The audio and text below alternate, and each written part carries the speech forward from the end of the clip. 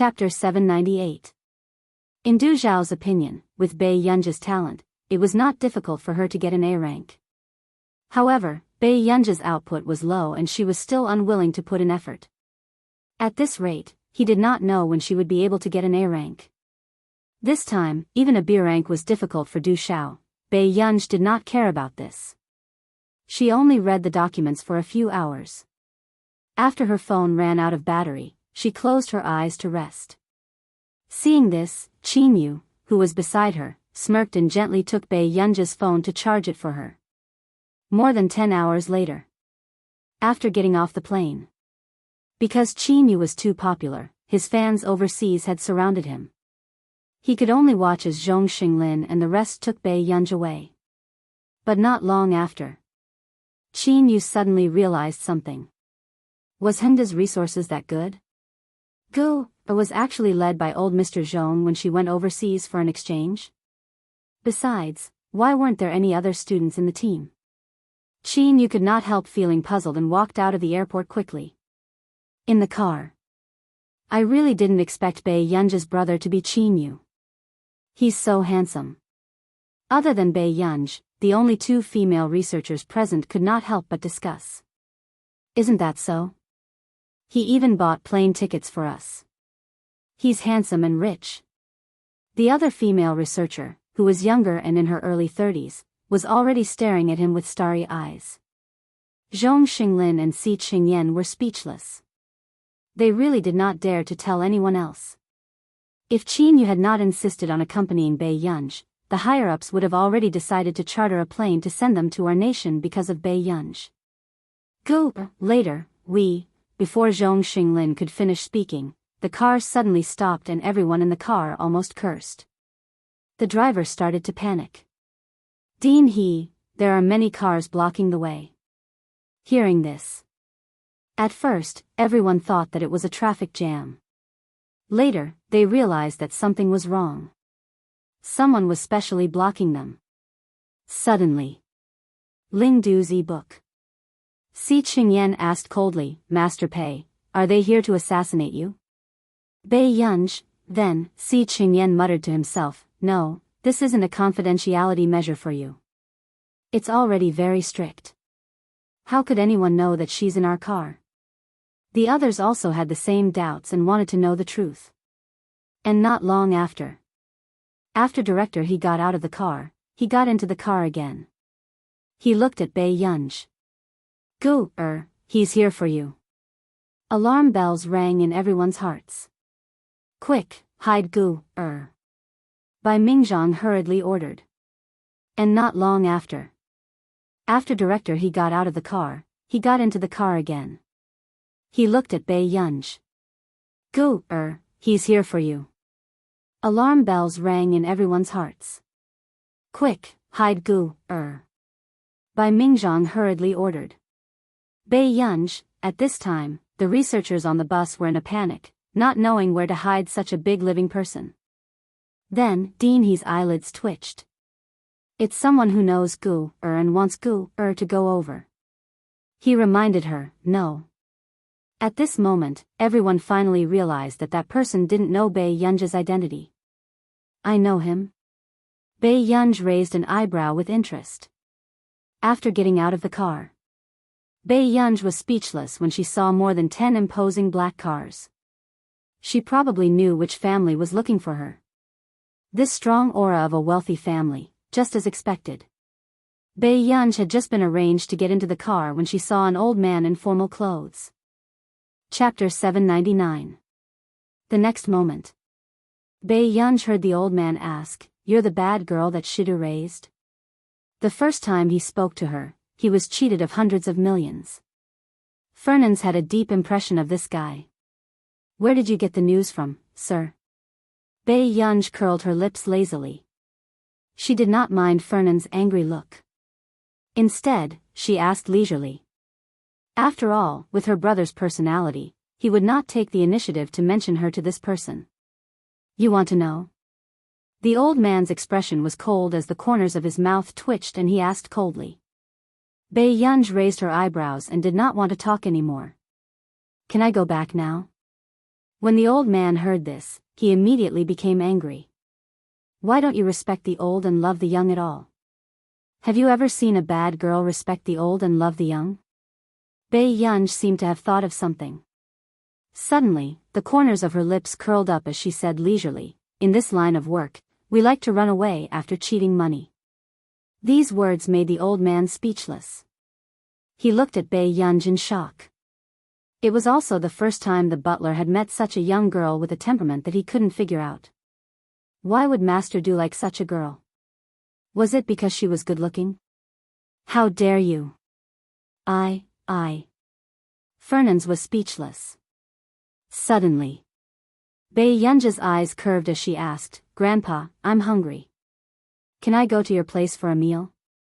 Fernans was stunned for a moment before he instinctively said, sure. However, after Bei Yunj finished her call and spoke to Zhong Xinglin, Fernans finally realized why he was so good to this bad girl. OK Composition Network Bayesian Manor. The European-style hall was magnificent. Outside the bright and tall windows, there were roses and green plants. Fernans crossed his arms and looked unhappily at Bei Yunj, who was eating dinner. After a while, Bei Yunj stabbed a piece of steak with a silver fork. She glanced at the schedule that Zhong Xinglin had arranged for her as she slowly chewed on it. Why are you playing with your phone while eating? Fernans snatched her phone and put it somewhere Bei Yunj could not get to it. Bei Yunj stopped eating. Have you not eaten for 10 years? Why didn't Shidu teach you to eat properly? Fernans snatched Bei Yunja's porcelain plate, picked up the unused knife and fork, and carefully cut it. She placed the cut steak on the white plate in front of Bei Yunj and muttered with a frown, what's wrong with eating like this? You better eat properly. In fact, although Bei Yunja's table manners were not very proper, she was good-looking and her movements were elegant. However, the old man was born in a noble family and had followed the most meticulous etiquette his entire life. Hence, when the butler asked the servants to bring in a few more dishes, this was the scene that greeted his eyes. The old man, who had never served anyone in his 8 lifetimes, was seriously cutting the steak for Bei Yunj. When he saw that Bei Yunj had eaten too much, he even handed her a glass of water. The butler was speechless. If the young masters in the family saw this scene, they would probably think that she was the old man's illegitimate daughter. Don't just eat meat. You have to eat more vegetables too. Fernans forgot the reason why he was looking for Bei Yunj and instructed the butler, prepare fruit juice for her next time. She's still growing. The butler said. Okay. Didn't he say that he wanted to intimidate Master Do's little girl? What are you doing? Using the coldest way to feed her the most delicious food while Master Do doesn't know? Chapter 800. It was not until Bei Yunj finished eating that Fernans nodded in satisfaction. That was more like it.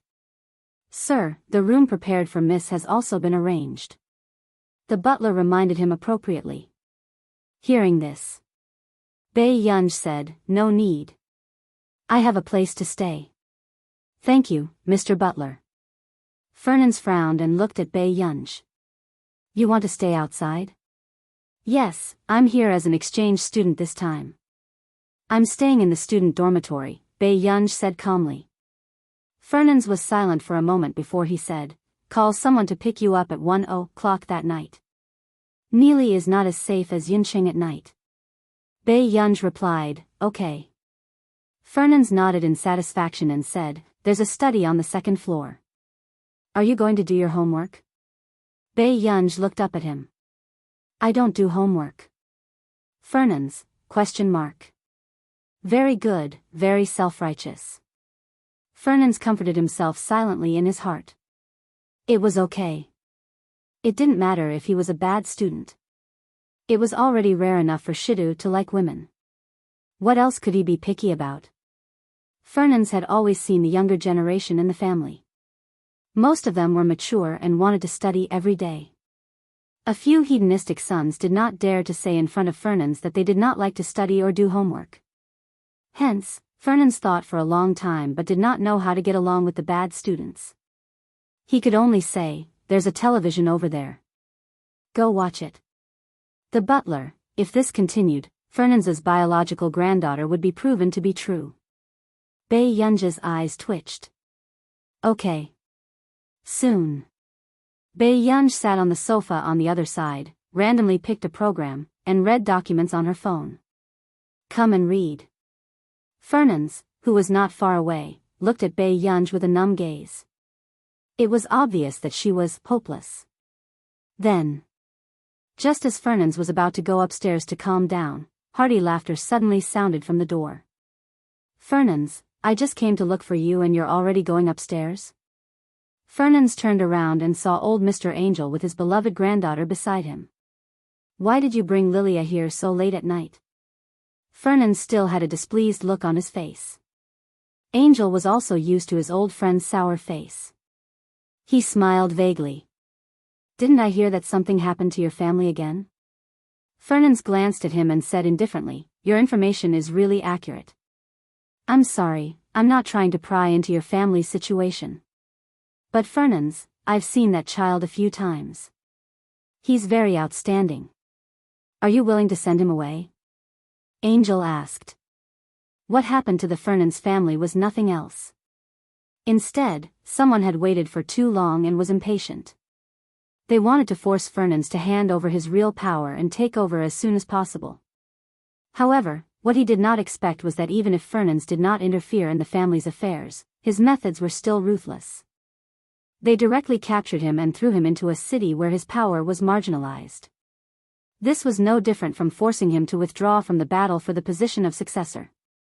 As I said, I already have a suitable successor in mind.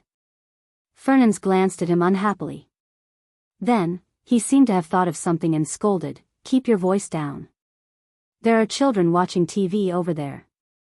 Mr. Angel, subsequently. Angel and Lilia were both curious.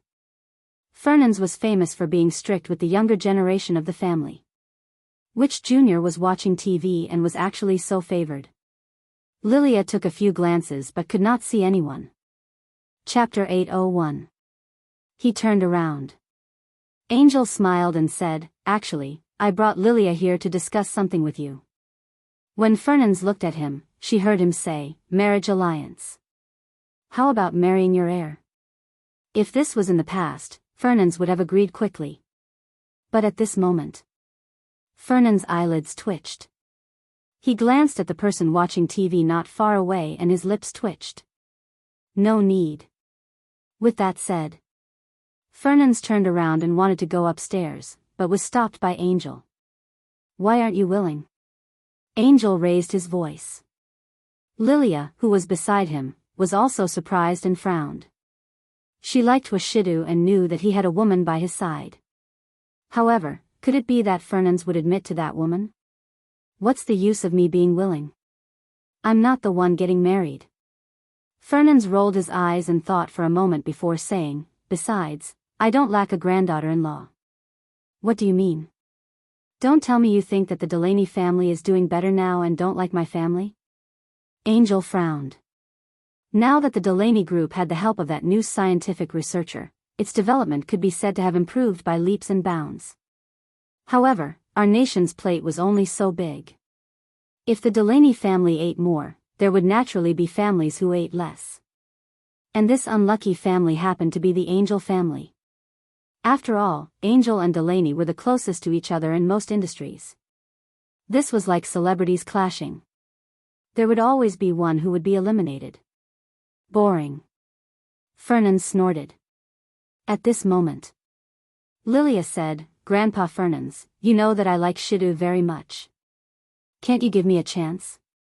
This time, if not for the fact that the Delaney family had jumped into the four big families and endangered the Angel family's position, her grandfather and her aunt, Elena, would not have agreed to her taking the initiative to fight for the marriage alliance. Seeing that Fernands did not relent, Angel said in a low voice, Fernands, that person from the Higgins family is back. Hearing this, Fernands turned to look at him. What? Shang Yen is back. Angel's thoughts were heavy. I heard that he has the intention to work with the Delaney family. If that was the case, wouldn't the Higgins family be preparing to make a comeback? What about the Angel family? Sooner or later, they would be kicked out of the 4 great clans. Fernans was silent for a moment. Angel, if you're really worried about losing your position, you should spend more time on the business. Besides, your daughter is so outstanding. What are you afraid of? Elena is outstanding, so I handed the family over to her early on. Angel wanted to say something but hesitated. But, Elena was Angel's daughter, and she was talented in business. He was proud of it. However, Elena's methods were too cruel. In fact, after taking over the clan, he even set up quite a few shady businesses. Even after Elena took over the family had prospered day by day. But Angel was also afraid that one day, his family would be defeated by Elena. The variable in the Delaney family is because of that young researcher. Or, do you want to try changing the research team? Fernans thought for a moment. Angel's eyelids twitched. Even if we switch, it'll be difficult to compare to that new scientific researcher. She was nominated for both Farizik and Busaka this year. So powerful? Fernans was surprised. How old is the new noble? It is said that he is very young, in his 30s. Chapter 802. So young? Fernans was shocked. I heard that she's from country A? To be nominated for the highest awards in the academic world at such a young age, she was indeed a top-notch genius. At this moment, Bei Yunj, who was on the sofa, was reading Titch and Jasmine's report. He was immersed in self-doubt and did not notice that someone was discussing behind him. Angel smiled bitterly. That's right. I'm afraid there's no other scientific research genius like her in our nation. With that said, Angel had thought that Fernans would at least comfort him. Unexpectedly, this old thing was silent for a long time before he sighed. How good would it be if she was from my family? Angel's eyelids twitched. Fernans still told the truth. Shidu has an ordinary girl by his side. Although, she doesn't have a good temperament and isn't ambitious, she's beautiful. With that, Fernans nodded affirmatively, as if he was hypnotizing himself. Yes, it's good that she's beautiful. Heartless old man, in his next life. The marriage is feasible, but Shidu has other arrangements. Why don't you choose someone else?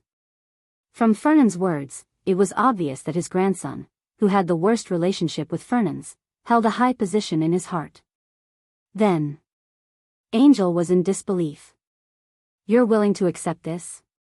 Why do I have to worry so much? Isn't it fine as long as he's happy? At first, he thought that this was a favored junior of the Fernans family. Yes. Fernans raised his chin and gestured for them to look at the television. There, she's over there. You can greet her, but don't scare her. Angel suddenly looked up.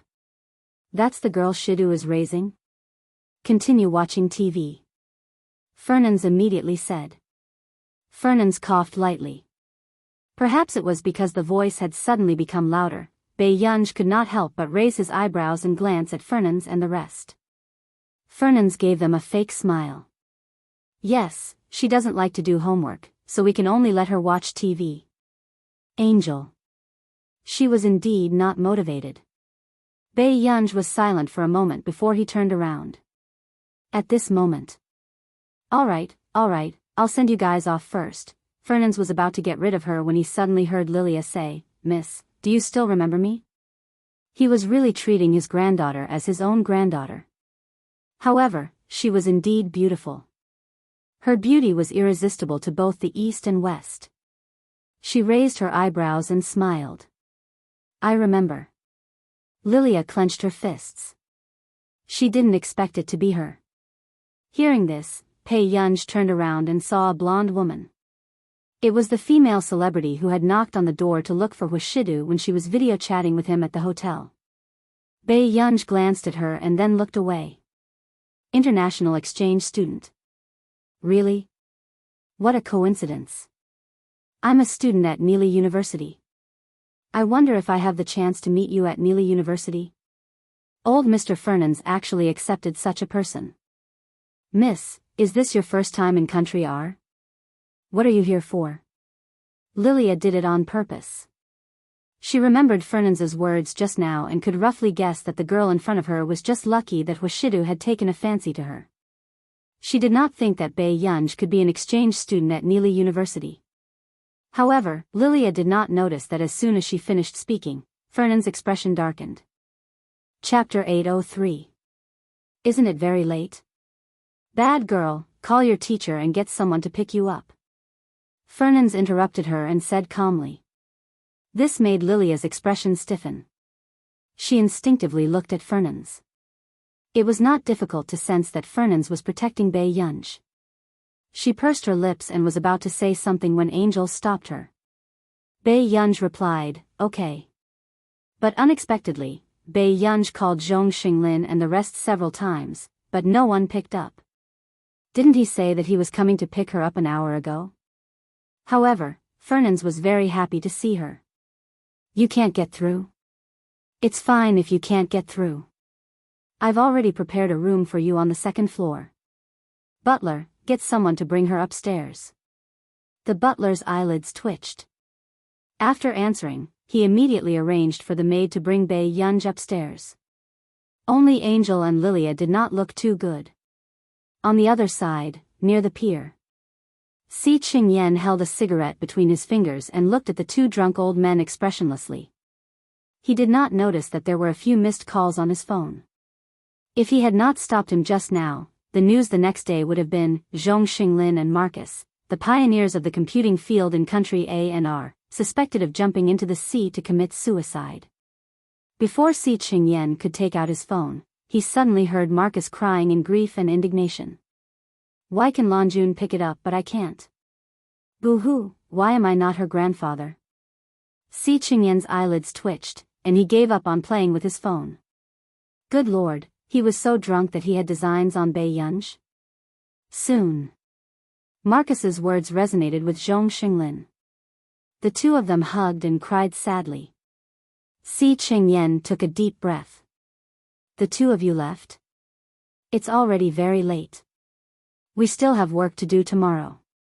At this moment, Zhong Xinglin and Marcus ignored Si Qingyan. Instead, after crying for a long time, Zhong Xinglin suddenly looked up and patted Marcus's back, comforting him. Marcus, you are. Marcus was greatly moved and comforted each other. Zhong, you too. Si Qingyan was speechless. Shouldn't you ask Bae Yunj if you're the same? He should really record this scene and show it to Bae Yunj. However, in the blink of an eye, Si Qingyan realized that something was wrong with the two of them. Crooked? How are you? I'm your grandfather. Marcus held the phone and started to giggle. Si Qingyan had a bad feeling. Marcus, what are you doing? Marcus ignored Si Qingyan and just leaned against Zhong Xinglin in a drunken stupor. The corners of the person's mouth twitched. This is the Neely police station. Please don't use the line. What did he say? Marcus turned his head and asked. Zhong Xinglin, he said, burp, he's from the Neely police station. Si Qingyan's body trembled and he immediately went forward to snatch Zhong Xinglin and Marcus's phones. Were the two of them unhappy about not making the headlines tonight? Did they have to make such a big fuss? Si Qingyan only sent the two of them back at 1:00 in the morning. On the other side, Fue Rose Manor. Lilia bit her lip and walked into the hall aggressively in her high heels. Why, are you bullied? Then you can marry someone else. The woman in the purple dress smiled disapprovingly. Fernands likes that girl a lot. Why? How can I not compare to that girl? Lilia could not hold back her anger and sneered. She's so ordinary. I wonder if those people from the Fernands family are blind. Chapter 804. Lilia turned around and saw that Elena was unmoved. She said, Auntie, I'm indignant. She's just an ordinary high school student. A high school student? Why did she come to Neely?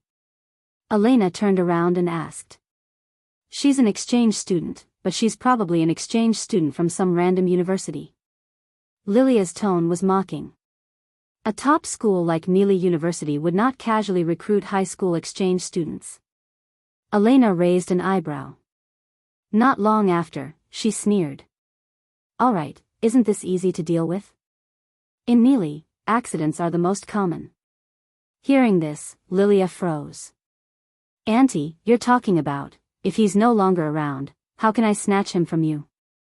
Elena asked slowly. Lilia's expression changed. Auntie, there's no need. Elena looked at her sideways and smiled coldly. Lilia, don't you want that man? I'll snatch him back from her, Auntie. Lilia said in a firm tone, and hurriedly ran upstairs to give Strength Literature Network. Elena's tone was mocking. She's also useless. Stupid and timid. The next day, when Si Qingyan went to pick up Bei Yunj according to the address, he couldn't help but be surprised. This address was a famous wealthy district in Neely. And the Bai Sheng Manor was home to the number 1 family, the Fernan's family. How did Bei Yunj know the Fernan's family? After walking out, Bei Yunj looked at Si Qingyan. Why didn't you come to pick me up yesterday? Si Qingyan. Marcus and Elder Zhong were drunk yesterday and couldn't leave. Bei Yunj thought about the person at home who could not hold his liquor well and nodded in understanding. Let's go to the Computing Institute in our nation first. I still have something to look for Tich and the rest. Bei Yunj sat in the front passenger seat and said slowly. Si Qingyan was silent for a long time. Actually, the professor of the mathematics department of Neely University has asked you out several times. Bei Yunj turned to look at him and said word by word, no. Si Qingyan, all right, sorry for the trouble. Don't make trouble for me. Bei Yunj lowered her head, her tone casual and indifferent. It wasn't because he had a feud with the Neely University mathematics professor. It was because there were many professors in the mathematics department of Neely University. In the past month, more than 10 professors had added Bei Yunj's private account, but the rest had not. Bei Yunj saw different professors asking her almost every day when she would change her major and if she had any intention of joining the math department at Neely University. If she went to Neely University's mathematics department today, with those people's persistence, she didn't even know if she could leave Neely University. However, Si Qingyan looked down and did not say anything. But an hour later, Bei Yunj glanced at the red brick buildings outside the window. Young men and women were coming and going. Not far away, there were green rivers and white geese, reflecting the blue sky and clouds. She realized that something was wrong. Where is this? Si Qingyan bit the bullet and continued driving. Neely University. Bei Yunj's eyelids twitched. Stop the car. Master Pei, don't. We've already discussed this with the principal of Neely University. Si Qingyan ignored Bei Yunj's cold gaze. Soon. Bei Yunj suddenly smiled. You're not stopping, right? Si Qingyan suddenly had an ominous feeling, suddenly. The steering wheel in his hand was grabbed by a cold and beautiful hand and turned around. F***CK, wait a minute. What are you doing? Stop. Si Qingyan could not win against Bei Yunj and saw that the car was about to fall into the clear river beside him. Chapter 805. The next moment, Si Qingyan hurriedly grabbed the steering wheel and turned the car back steadily. However, the girl sitting next to him opened the door and jumped out of the car without anyone noticing. Bei Yunj?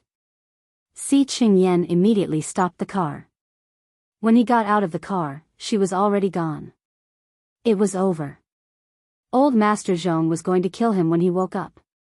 Si Qingyan rubbed his glabella and called the people from Neely University. Vast sky green field, by the river. The exquisite-looking girl pursed her lips. Her beautiful gray eyes were emotionless. What attracted attention was her thick white curly hair. Caitlin, who exactly is your father? The men and women surrounding her had unfriendly smiles on their faces as they asked casually, could he really be a rapist? Caitlin hugged the folder in her hand and said coldly, get lost. Oh, are you angry? How about I let you go after a smoke? The young man deliberately stood in front of Caitlin and handed the cigarette in his hand to her with evil intentions. Caitlin looked up and wanted to slap his hand away. But then, she heard a gloomy laugh in her ear. Your flower protector isn't here today.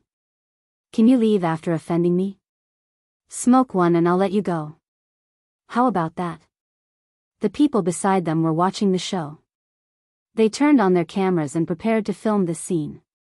Caitlin's eyes were cold and murderous as her thoughts ran wild. However, not long after, she clenched her fists, took a deep breath, and reached out to the cigarette the young man handed her. The people around were watching a good show. But suddenly, there was a rustling sound from the water. Everyone subconsciously looked in that direction and suddenly saw a figure break out of the water. They were so frightened that they instinctively took half a step back. However, on closer inspection, they realized that the person was too beautiful. Her black hair was wet, her lips were red, and her teeth were white. Her eyes were wild but charming, and her sharp chin was still dripping with water. Ebook workshop, everyone was scared out of their wits and could not react. Why did a person jump out of the river? Bei Yunj glanced at them casually and her gaze landed on Caitlin. Before Caitlin could react, a clear and arrogant voice rang in her ears. May I borrow a cigarette, classmate? Caitlin was stunned. Before she could react, Bei Yunj had already walked to her side, took her cigarette, and was ready to leave. At this moment, Caitlin's mind was still filled with the scene of Bei Yunj breaking out of the water. This was the first time she had seen such a beautiful girl. Stop. A familiar voice interrupted her thoughts. Who told you to grab the cigarettes? The young man was furious. He looked at Bei Yunj in front of him. He didn't expect something like this to happen. They were using this cigarette to tease Caitlin, but someone actually dared to steal it so blatantly. At this very moment, Bei Yunj lazily bit the cigarette butt. After a while, his eyes dimmed. There was something wrong with this cigarette. Moments later, she stopped in her tracks and turned around. Her bright and flamboyant eyes were still unruly as she asked leisurely, "What's the matter?"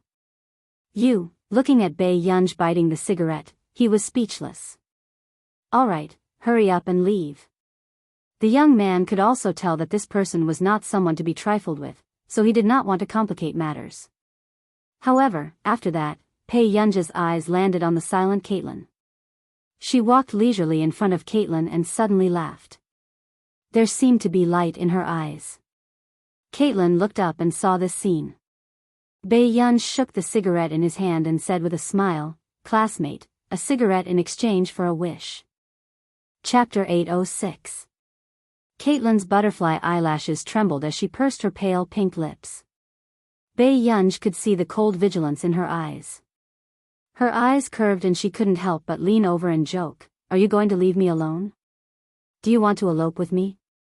Suddenly, Caitlin's heart skipped a beat as she looked up at the person in front of her. But before she could regain her senses, someone suddenly grabbed her wrist and ran forward. The people behind immediately reacted.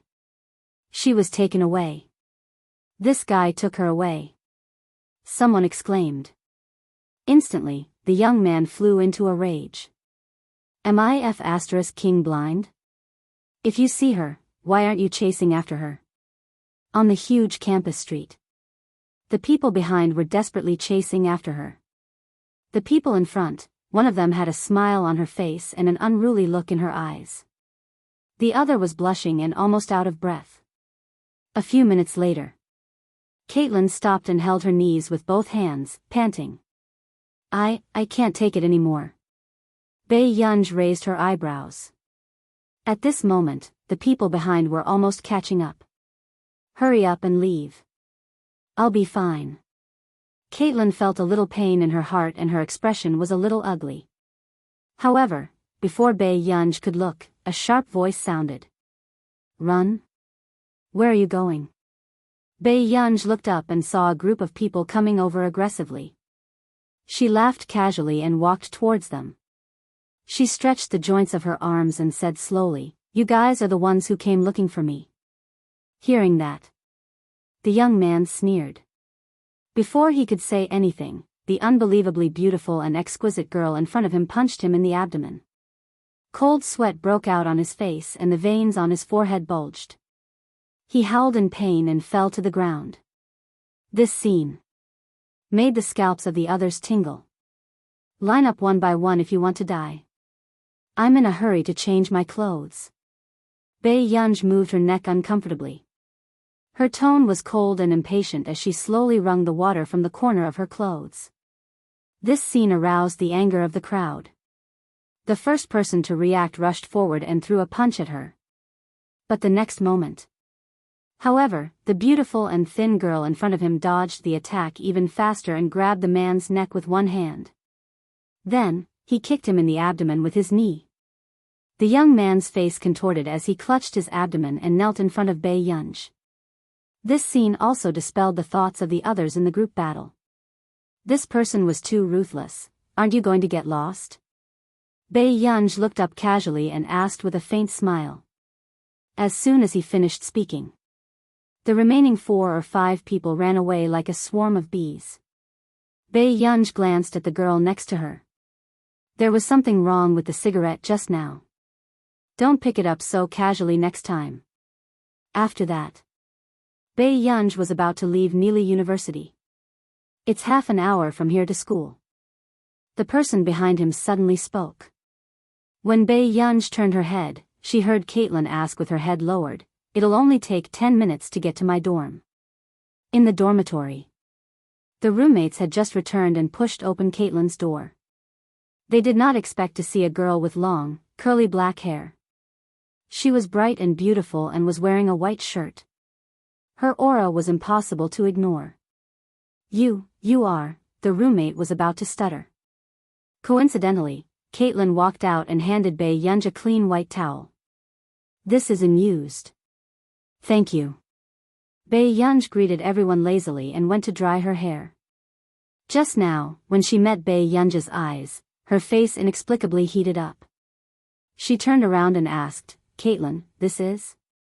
"P.S. Be good and remember the monthly ticket." Chapter 807. If it was another woman who appeared in Caitlin's bedroom, they would not have thought too much. But the girl who had just walked into the bathroom was too ostentatious. She was born with a playful and lazy gaze, but it made one's heart race. Her lethality was too great. She was attractive to both men and women. Appearing in the bedroom in a loose white shirt, it was very easy for one's imagination to run wild. Caitlin reacted. She did not know Bei Yunj's name either. When Bei Yunj came out, she asked, "What's your name?" When her roommates heard this, their minds were in a mess. They didn't even know her name and she dared to bring her to the dormitory? What was the relationship between these two? Bei Yunj. Bei Yunj wiped her neck slightly. At this moment, Caitlin turned around and asked, "Why are you looking for me?" Her roommate reacted and said excitedly, "I heard that a big shot came to our school today." It was common for Neely University to see the big shots that everyone was talking about. But there were very few big shots that could make the students so excited. Caitlin looked up. "Who is it?" "The one who was nominated by Busaka and Farizik." "Ah." The girl could not help but be excited. "I don't know if there will be a speech, but the school is clearing the place today. Unrelated people are not allowed to enter." At this moment, Caitlin turned to look at Bei Yunj suspiciously. "How did you get in?" She was sure that this was not a student from their school. "International exchange student." Bei Yunj responded easily. Before Caitlin could say anything, the person beside her suddenly said, "Caitlin, do you want to go to the math department with us? What if you see her in person?" They were excited, but they did not notice that the girl beside them glanced at them and continued to wipe her black hair. "No, I have to go to class." Caitlin was a student of the chemistry department and had classes in the afternoon. When the others heard this, they were a little disappointed. "Which book website at this moment?"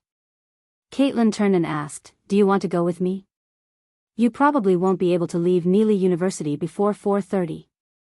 This was a tradition of Neely University. Every time a big shot of this level came back, the school would be heavily guarded. "Sure." Bei Yunj raised her eyebrows and agreed without thinking. On the way, Caitlin and Pei Yunja's figures attracted the attention of many people. When he sat in the classroom, he heard many people talking about it. Why did the school bell bring a girl to class?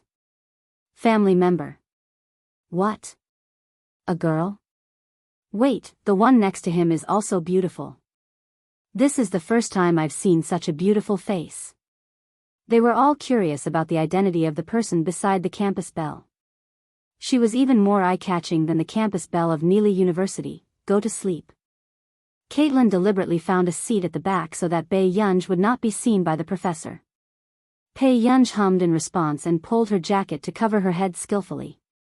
Caitlin, his skillful movements made him seem like a veteran. 20 minutes later, when the professor entered, the classroom fell completely silent. Unfortunately, he noticed the unknown object covered by the jacket at a glance. Caitlin, who had always been cold and indifferent, was nervous for the first time.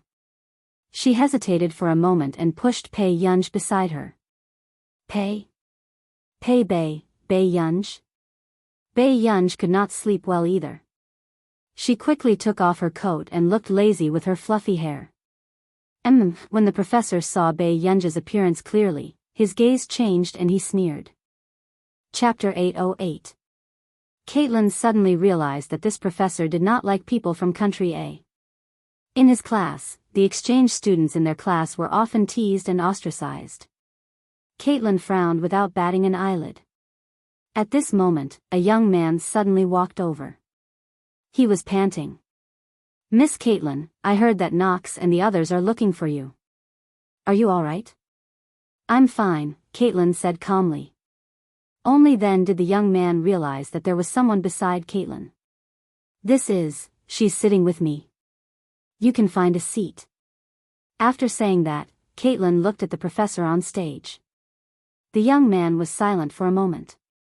He looked at Bei Yunj again and finally walked to the back row. I thought that there wouldn't be people from Country A taking my class. I didn't expect me to be so popular. The professor on the stage glanced at the 3 or 4 people from Country A below the stage. The 3 people from Country A in the middle row clenched their fists and pursed their lips without saying anything. Caitlin turned sideways and said softly, Professor Bress doesn't like people from Country A because his ex-wife ran away with one of them. When Bei Yunj heard this, her lips curled up with interest. He shouldn't make things difficult for you, Caitlin comforted. Although Professor Bress hated people from Country A, he wouldn't have such a conflict with girls.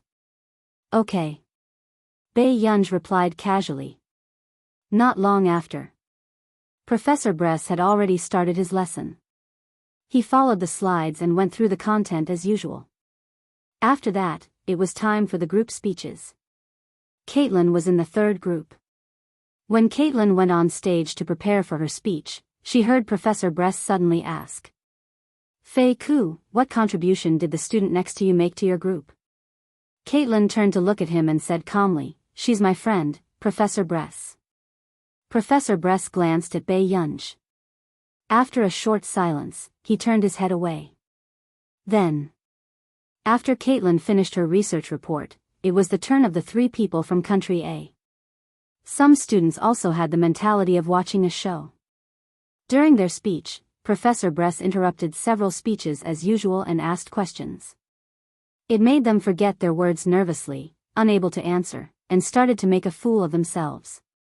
Hearing the laughter around her, Bei Yunj looked up at the PowerPoint presentation on the stage. Oh my God, are you guys really doing your homework seriously? Oh, I'm sorry. Perhaps I shouldn't blame you for the bad homework this time. I heard that the level of scientific research in your country is still at the level of our country 20 years ago. As soon as Professor Bress said this, most of the students' eyes became more intense, but Caitlin and a small number of students frowned. You won't be able to keep up with the teaching standards of our school, Professor Bress said. Suddenly, a brown-haired girl's voice fell into everyone's ears. Professor Bress, I heard that Country A will be coming to our school today. Is that true? Professor Bress's face froze. Without a doubt, the existence of the old school in Country A was a slap in the face. They had always believed that Country A could not produce top researchers. But for some reason, someone popped out.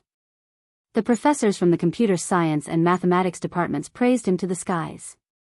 The school was also looking for all kinds of connections to poach him into the school. However, he seemed to be very cold to Country R's mathematics circle because of the matter of Country R's Computing Institute.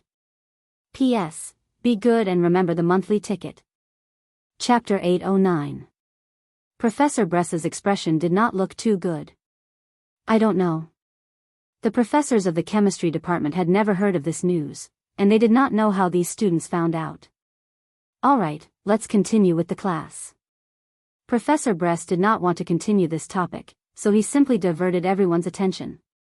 Professor Bress liked to interact in class. After half an hour of speaking, 2 big questions appeared on the slide. We haven't even talked much in class, why are they already giving questions? There were also people complaining below. Caitlin quickly picked up the draft paper and prepared to calculate the questions. She even leaned close to Bei Yunj and asked, "Do you want to try?" Bei Yunj glanced at it and then played with her phone. She rejected politely. No. Of course, this scene was also very eye-catching in Professor Bress's eyes. He said in a low voice, "If you don't really like this class, I hope you won't walk into the classroom casually in the future." Caitlin was speechless. This tone was very similar to her poor nephew who had been last in the 1st grade.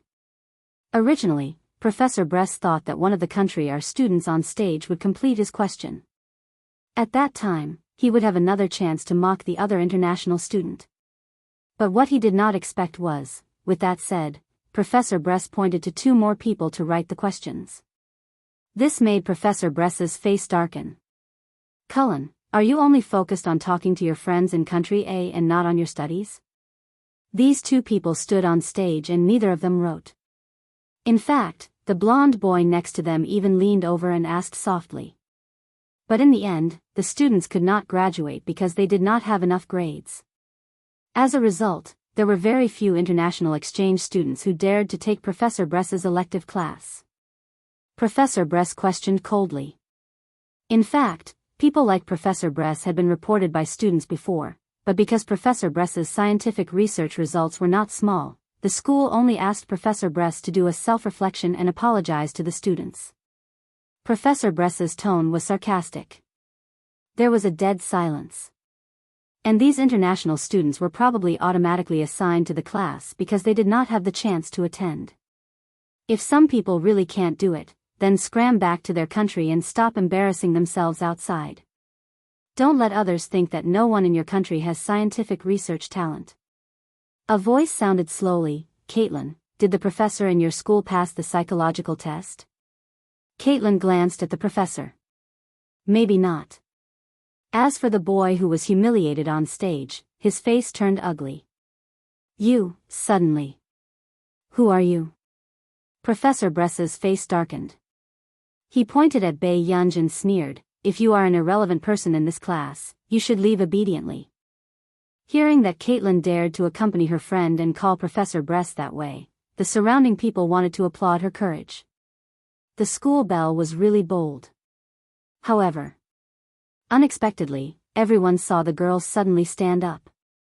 Her bright and untamed eyes were full of high spirits, but there was no warmth in her eyes. "Or do you want to come up and solve the problem?" Professor Bress's tone was full of sarcasm and contempt. As soon as he finished speaking, she smiled casually and changed the topic.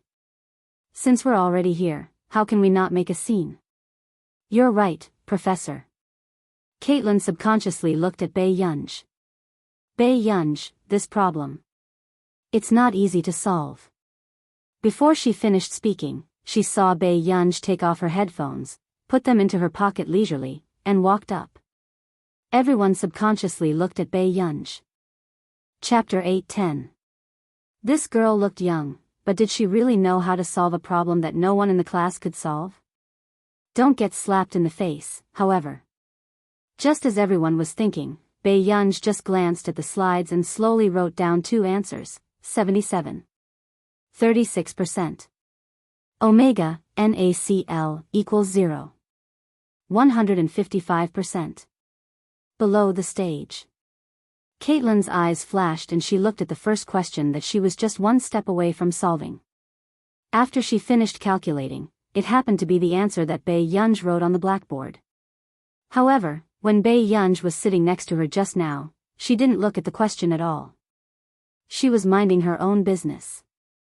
This made Caitlin think that Bei Yunj wasn't a professional. Even a graduate student might not have such speed. Similarly, Braith's face stiffened. He didn't expect Bei Yunj to be able to solve this problem. Moreover, this seemed to be a mental calculation. The people on the stage were confused. The more they listened, the more they couldn't understand Bei Yunj's meaning. Only Caitlin looked at Bei Yunj's eyes dimmed. Professor Braith's face became more and more embarrassed. Also, according to the nuclear magnetic resonance spectroscopy that the professor just said, the three-dimensional structure of biomacromolecules in solution, Bei Yunj casually picked up the remote control pen on the podium and slowly flipped to the paragraph that Professor Bress had said at the beginning. She picked out all the subtle flaws in Professor Bress's process and extended other thoughts and knowledge points. From biomacromolecules to recombinant DNA, she could even talk about medical fields perfectly and fluently. Braith even found it very difficult to listen to some of the theories in narrow fields and couldn't keep up with her thinking. This was the first time he had been so ruthlessly criticized in front of all the students. However, the girl in front of him was obviously very young, but her knowledge was even richer than his. Braith's scalp went numb as he listened, let alone the freshman. Bei Yunj broke the chalk in his hand into pieces as if he was playing with it. His gaze was very dark, and the corners of his lips were curled up. Professor Bress, a person can't just be a scientist. He has to grow some brains too. His strength could be said to be terrifying. He had long since surpassed his peers. Until he finished his speech. Their eyes were filled with the words, "Is he starting to cause trouble?" And, as expected of a big shot. To be able to snipe Brace until he couldn't speak, this person wasn't just a big shot, this person was a god. In an instant. The students who had been doubting their lives because of that piece of knowledge that made them dizzy suddenly woke up. Professor Bress pointed at Bei Yunj, his face dark and trembling with anger. The other students from Country A also wanted to know which school this person was from in the country. Where did Caitlin find such a god? Too ruthless. This was the first person who dared to talk back to Braith. Scram! Get out of here. Professor Bress flew into a rage out of humiliation. Too strong. However, seeing this scene made her feel so good that her spine went numb. Bei Yunj raised an eyebrow at Caitlin. The corners of her eyes curled up as she slowly walked out of the classroom. Caitlin squeezed the pen in her hand and suppressed the urge to look for Bei Yunj. In the corridor. Bei Yunj picked up Si Qingyan's call. "Master Pei, where did you go?" Si Qingyan's head hurt. Chapter 8:11. I'm here for a lecture. After Bei Yunj finished speaking, Si Qingyan was silent for a long time. Then, Si Qingyan probed, "You didn't cause trouble, did you?" Bei Yunj remained silent. Si Qingyan more or less knew what was going on and smiled gently. Mathematics or computing? Or physics? Bei Yunj was silent for a moment. Chemistry. Si Qingyan was speechless. He had almost forgotten about her medical research with Stephen. Why did someone's brain grow like this? Si Qingyan was once again caught in an unsolved mystery of mankind. Then are you still in Neely University? The moment Si Qingyan finished asking, the eyes of the professors in the conference room lit up. They vaguely understood what Si Qingyan meant. I'm going back. Bei Yunj hummed in response. Si Qingyan immediately said, "Yunj, Neely University has already prepared an identity card for you as an exchange student. Can you come to the mathematics department's conference room to get it?" Bei Yunj looked up and saw a landmark not far away. In the Faculty of Science. Without thinking, she said, "Okay." At this moment, the mathematics department professors in the conference room were already excited. They were going to see her in person today. Everyone straightened their sleeves and ties and focused their attention on the task at hand. Then, another professor could not help asking, "Oh right, how old is she?" "In her 30s?" Si Qingyan said. "Not in her 30s." The professor's body trembled. "Did she just turn 30? Si Qingyan said. "She just turned 19. Instantly, the conference room fell into a dead silence. Zhongyu and Shu, right? At the same time. Bai Yunj had just entered the school when she saw a 7 to 8 meter tall wall of fame. It was daunting. There were 7 photo frames hanging on the wall, 2 of which had portraits and signatures. Only the blank photo frame in the middle had a name written under it. Originally, there were 8 photo frames hanging on the wall of fame, but because she had solved 2 questions in a row, one of them was removed. Before Bai Yunj could leave, she saw a group of students surrounding the wall of fame, carrying out a mysterious ritual. "Gods, please bless me. Please bless me to pass this exam. Please don't fail." Everyone piously bowed to the portrait one by one, looking very organized and disciplined. Bai Yunj's eyelids twitched as he looked at the group of demonic students. Crooked methods. A short while later, just as Bai Yunj was considering whether to call the security guards, she saw several students from a country take out some fruits from their school bags and put them under the portrait. When the students from the other countries saw this, they also had an epiphany and immediately searched for food on their bodies. Chewing gum, oranges, chocolate, lollipops, and even a small bottle of wine were all found and placed under the portrait.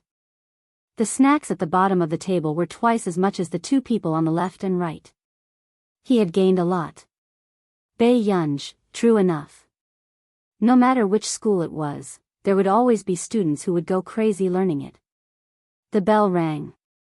All the students scattered like a swarm of bees. Bai Yunj raised her eyebrows and walked slowly to her photo frame. Soon, the door to the conference room was suddenly pushed open. Everyone looked up and saw an excessively beautiful girl walking in with a bunch of snacks and fruits. Which faculty was this freshman from? Before everyone could connect the dots, they suddenly heard Si Qingyan ask. "Ancestor, did you rob someone? Where did you get so many snacks? P.S. Be good, remember the monthly votes. There will be a burst of updates next month. The exact date is not clear yet." Chapter 8:12. They saw Si Qingyan talking to the girl who walked in so familiarly. The professors suddenly had a guess. This unbelievably beautiful girl is. If this was exposed, it would definitely be explosive news. Bai Yunj said slowly, "Someone gave it to me." Si Qingyan raised an eyebrow in disbelief and took out another piece of chewing gum. "How can someone give you chewing gum? Are there so many benefits to being beautiful now?" With that said, Si Qingyan looked down and saw that there were cigarettes and lighters in Bai Yunj's pile of things. What nonsense was this?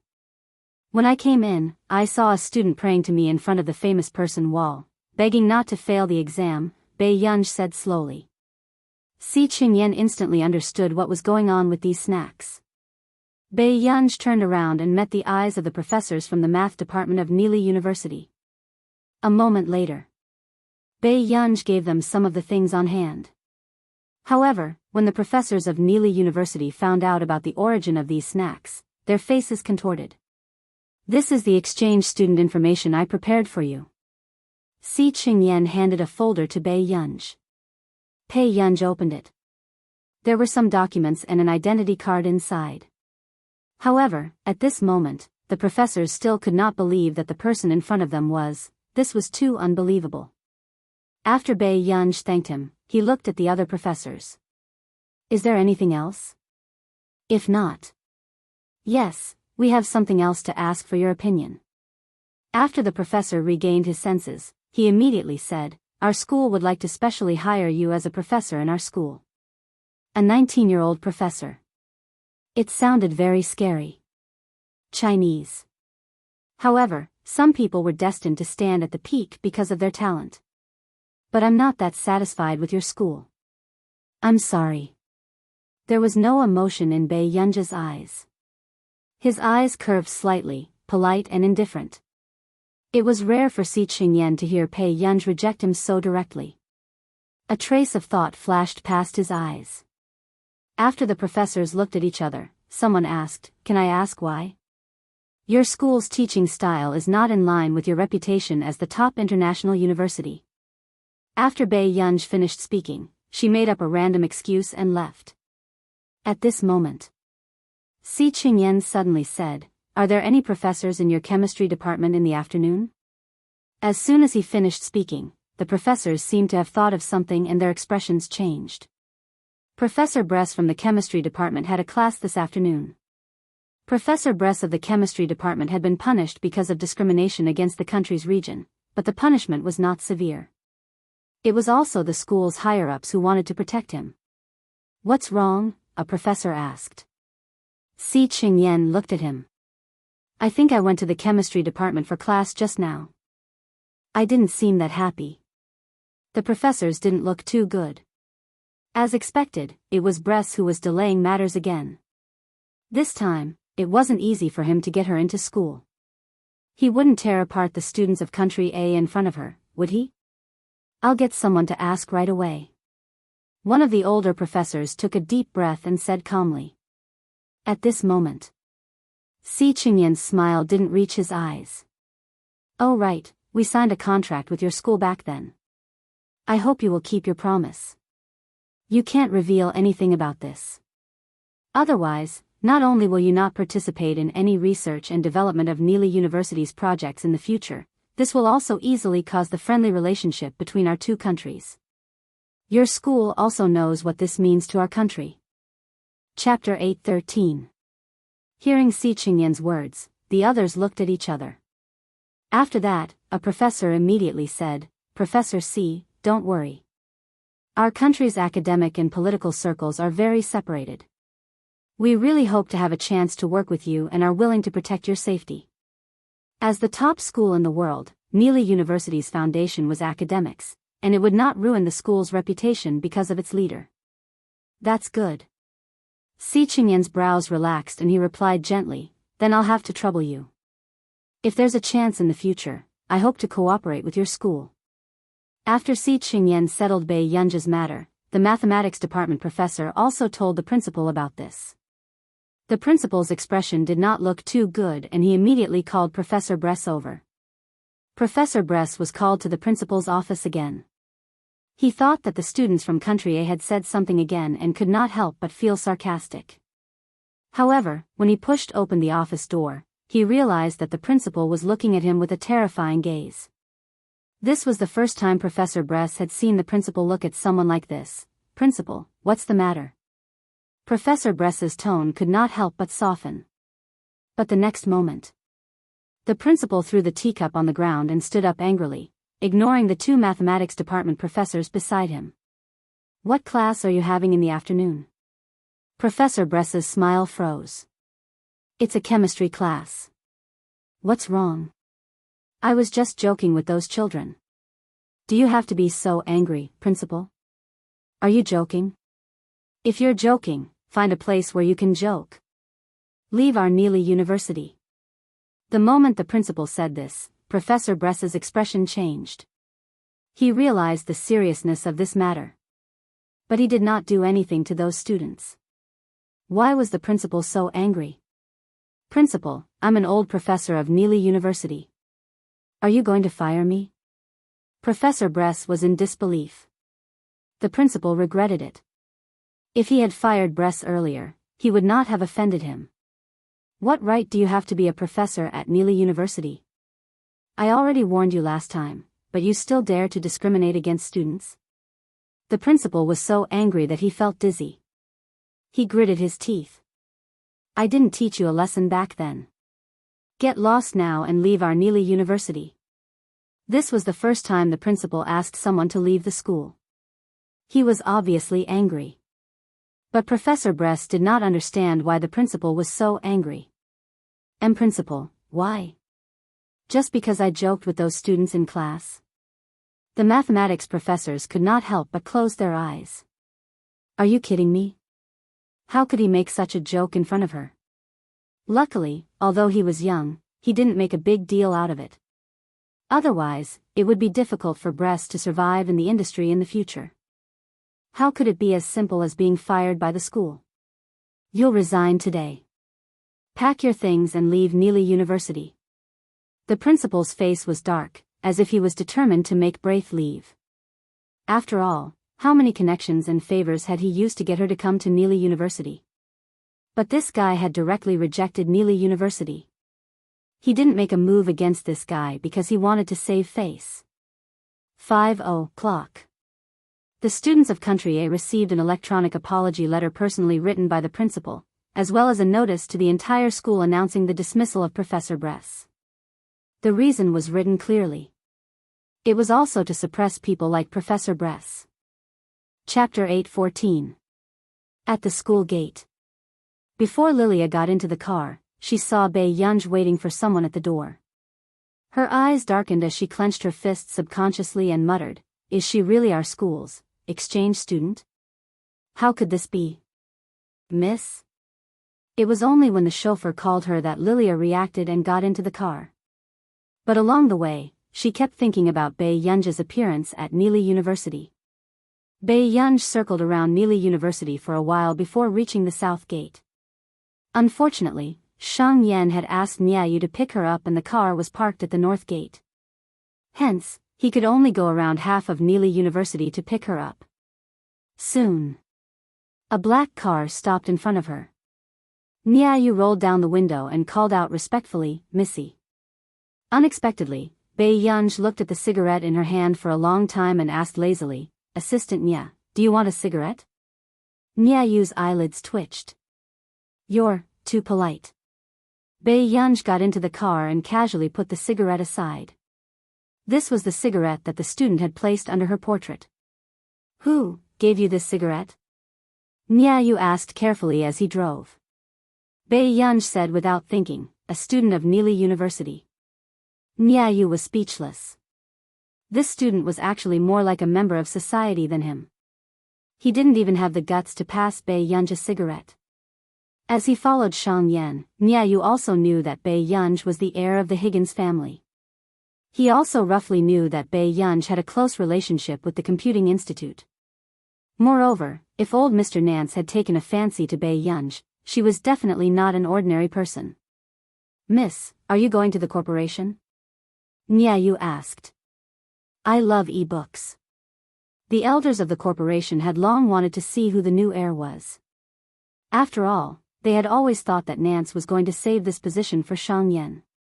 But unexpectedly, this old man turned around and changed it to someone else. "No, I want to rest." After Bei Yunj finished speaking, Niayu nodded. "Then I'll send you back to rest first. When you came to Neely, old Mr. Nance had already prepared a place for you to stay." Hearing this, Bei Yunj responded faintly and did not think about anything else. But when they were about to arrive, Bei Yunj realized that something was wrong. Wasn't this road leading to the Bayan Manor? Bei Yunj asked, "Where do I live?" "Backton Manor." Niayu raised his mouth and smiled. Neely only has two private noble manors. One was Backton Manor, and the other was Bayan Manor. "Oh, Bayan Manor, it's right next to Mrs. Manor." The other noble manors were also confiscated and turned into tourist areas. As for the newly built manors and villas, they couldn't compare to Backton and Bayan. Bei Yunj. Yeah. Seeing that Bei Yunj didn't seem to be interested in where to live, Niayu didn't say much. Until they arrived at Backton Manor. Bei Yunj stepped on marble tiles. The domed ceiling was decorated with rose-painted windows. Not far away, there were decorative plaster carvings and classically designed peacock galleries. Even the living room was oak-paneled with art exhibits. This was the attitude of the top rich people in our nation. "Miss Pei, I'm the butler here. My name is Sun Xiaoqi." An old man walked up to Bei Yunj and said gently, "Old Mr. Nance specially transferred me here."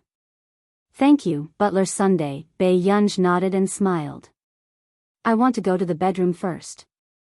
"Miss, you're welcome. Please follow me." Butler's son looked at Bei Yunj with a noble air in his eyes. He looked like the owner of this manor. P.S. Be good and remember the monthly ticket. Chapter 8:15.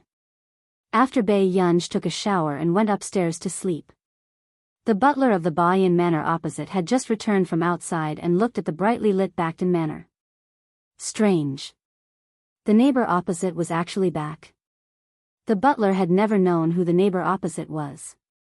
All these years, he had never seen the lights on opposite, but today, it was on for the first time. What are you looking at? Fernans, who was talking to someone not far away, frowned. At this moment, the butler turned around and saw Elena and Lilia opposite Fernans. He was a little surprised, but he quickly smiled and said, "Sir, our neighbor seems to be back." The one from the Backton Manor? Fernans was stunned. He had always heard that the manor opposite belonged to the Higgins family, and the head of the Higgins family was Nancy. But Nancy had long disappeared, so who did this manor belong to? Those who could live in the Backton Manor were definitely not inferior to the 4 big families in our nation. Yes, sir. I even bumped into the butler opposite. He seems to be from country A. Hearing the butler's words, Fernans was even more curious about the identity of the person opposite him. At this moment, Elena, who had been silent all this while, had a slight change in expression. The smile on her face was a little stiff. The owner of the Backton Manor seems to have always been very mysterious. Lilia subconsciously glanced at Elena. Seeing that she looked a little embarrassed, she did not dare to say anything. The Feuille Rose Manor that Elena lived in was built to imitate the Backton Manor.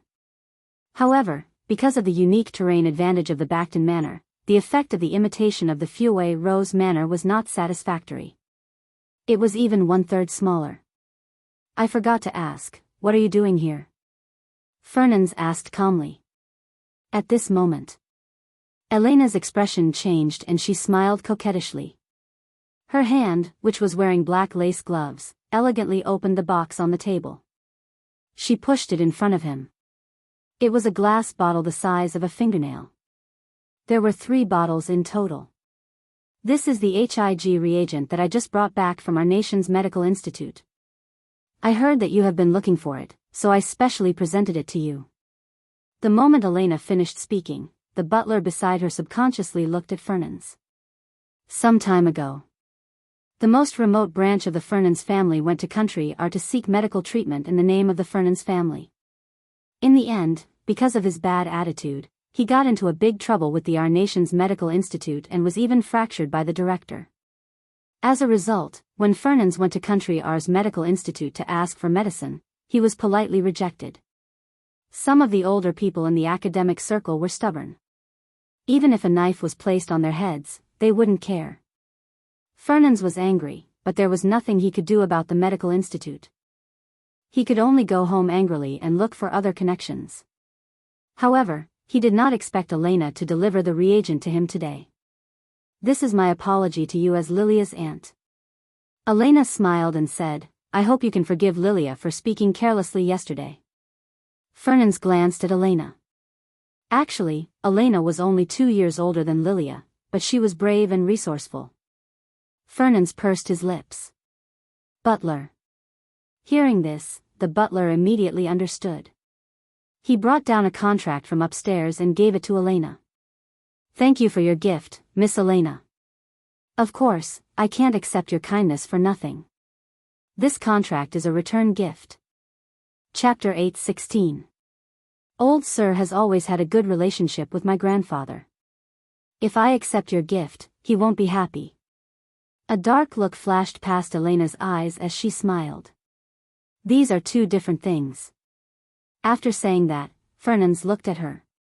Oh right, I also want to know where you got this reagent. After all, our nation's medical institute had never liked to interact with the rich and powerful. It was all their director's bad habit. My friend is from the International Musicians Association. She has a good relationship with the members of the medical institute and helped me get 3 reagents. A dark look flashed past Elena's eyes and she said, if there's a chance, I'll introduce you. Fernans did not say anything. Elena knew that this matter was settled. She curled her lips and said casually, I heard that a lady came to your house yesterday. Fernans looked at her. That's right. She should be quite an outstanding girl. Lilia also said that she met her at Neely University today. Hearing Elena say this, Fernans was also surprised. Neely University? That naughty girl from yesterday looked like an indecent student. She could still come to Neely University as an exchange student? Maybe the girl keeps a low profile. She looks like a very capable lady. Elena curled her lips and a strange glint flashed across her eyes. She continued, Old sir, if you're free, why don't you go to Neely University tomorrow and get to know this lady better? With that said, Elena did not disturb him further and left with Lilia. On the way, Lilia could not help asking, Aunt, but I don't know where that girl is attending classes. What does it matter? I've already gotten someone to check. After Elena finished speaking, she received a message. She looked down and could not help but laugh. Interesting. She's also in the computer department. Lilia looked up instinctively. She's in the computer department? Under normal circumstances, why would they arrange for someone to be in the computer department? 123 book website. This was Neely University's trump card, and the pressure was also the greatest. Hence, the school's psychological guidance room was mostly filled with computer department students. Since it's such a coincidence, you have to perform well tomorrow. Elena instructed. Lilia nodded and pursed her lips. I understand. Although she called Elena her aunt, she was the young miss of a side branch of the Angel family. If Elena thought she was useless, she could disappear into Neely at any time. Also, Elena had been going to the International Musicians Association a lot recently and had taken a fancy to a talented young pianist. While passing by, Elena glanced at the Backton Manor with a gloomy gaze before retracting her gaze. The next day, at 9 in the morning, Si Qingyan had already called Bei Yunj several times. Master Pei, where are you? As soon as he answered the call, Si Qingyan was about to break down. Bei Yunj wiped her hair and said slowly, What's the matter? Si Qingyan. Do you remember your identity as an exchange student? Bei Yunj replied, I remember. Si Qingyan's eyelids twitched. Then what are you doing now? Skipping class. Si Qingyan, ? I'm busy these 2 days. Let's talk about it in a few days. After that, Bei Yunj hung up the phone and prepared to go out. However, not long after Bei Yunj rejected the butler's private car and walked out of the manor, she looked up and saw a familiar car parked beside her. It was Fernans who got out of the car. Chapter 8:17. Suddenly, Bei Yunj's eyes met with Fernans. The atmosphere fell into a subtle chill. Why are you here at this time? Fernans narrowed his eyes and asked suspiciously. Bei Yunj also sensed his and the butler's probing gazes. Then, just as she was about to tell the truth, she heard Fernans look at her angrily. Even if you can't keep up with your studies, you can't skip class. Bei Yunj took back what she wanted to say. The butler immediately advised, Old sir, Miss is still young and insensible. She's already an adult, yet she's still young? When Fernans thought that the future wife of the family head was like this, he almost blacked out. Both of them were only concerned about Bei Yunj and did not appear at school. However, they forgot to think about why Bei Yunj would appear at the entrance of the Backton Manor at this time. Then I'll go to school. With that said, Bei Yunj was ready to leave. However, he did not expect to be stopped by Fernans. Wait. Bei Yunj turned around and heard Fernans say, I happen to have something to do at Neely University. Let me send you off. Bei Yunj. Okay. After getting into the car, Bei Yunj sent a message to Shang Yan. Not long after, everyone at Higgins Corporation received the news that their future boss had stood them up. Some people even guessed that their future boss was deliberately trying to intimidate them. However, in the car, Mr. Fernan's expression did not look too good. Where are you going to class? Bei Yunj said without hesitation, the computer science department. As soon as she finished speaking, Fernans and the butler seemed to understand why Bei Yunj had skipped class. They did not know what Bei Yunja's high school and Neely University were thinking. A third-year student was sent to the computer science department as an exchange student? The computer science department of Neely University was famous for being crazy. It was said that the last place in the computer science department had transferred to another department because of the pressure, but in the end, he became the first place in another department. Fernand wondered if it was still possible to turn around and send Bei Yunj back. Although he felt that Bei Yunj should study hard at this age, he did not want Bei Yunj to be tortured by the computer science department. "Who chose this major for you?" Fernand asked.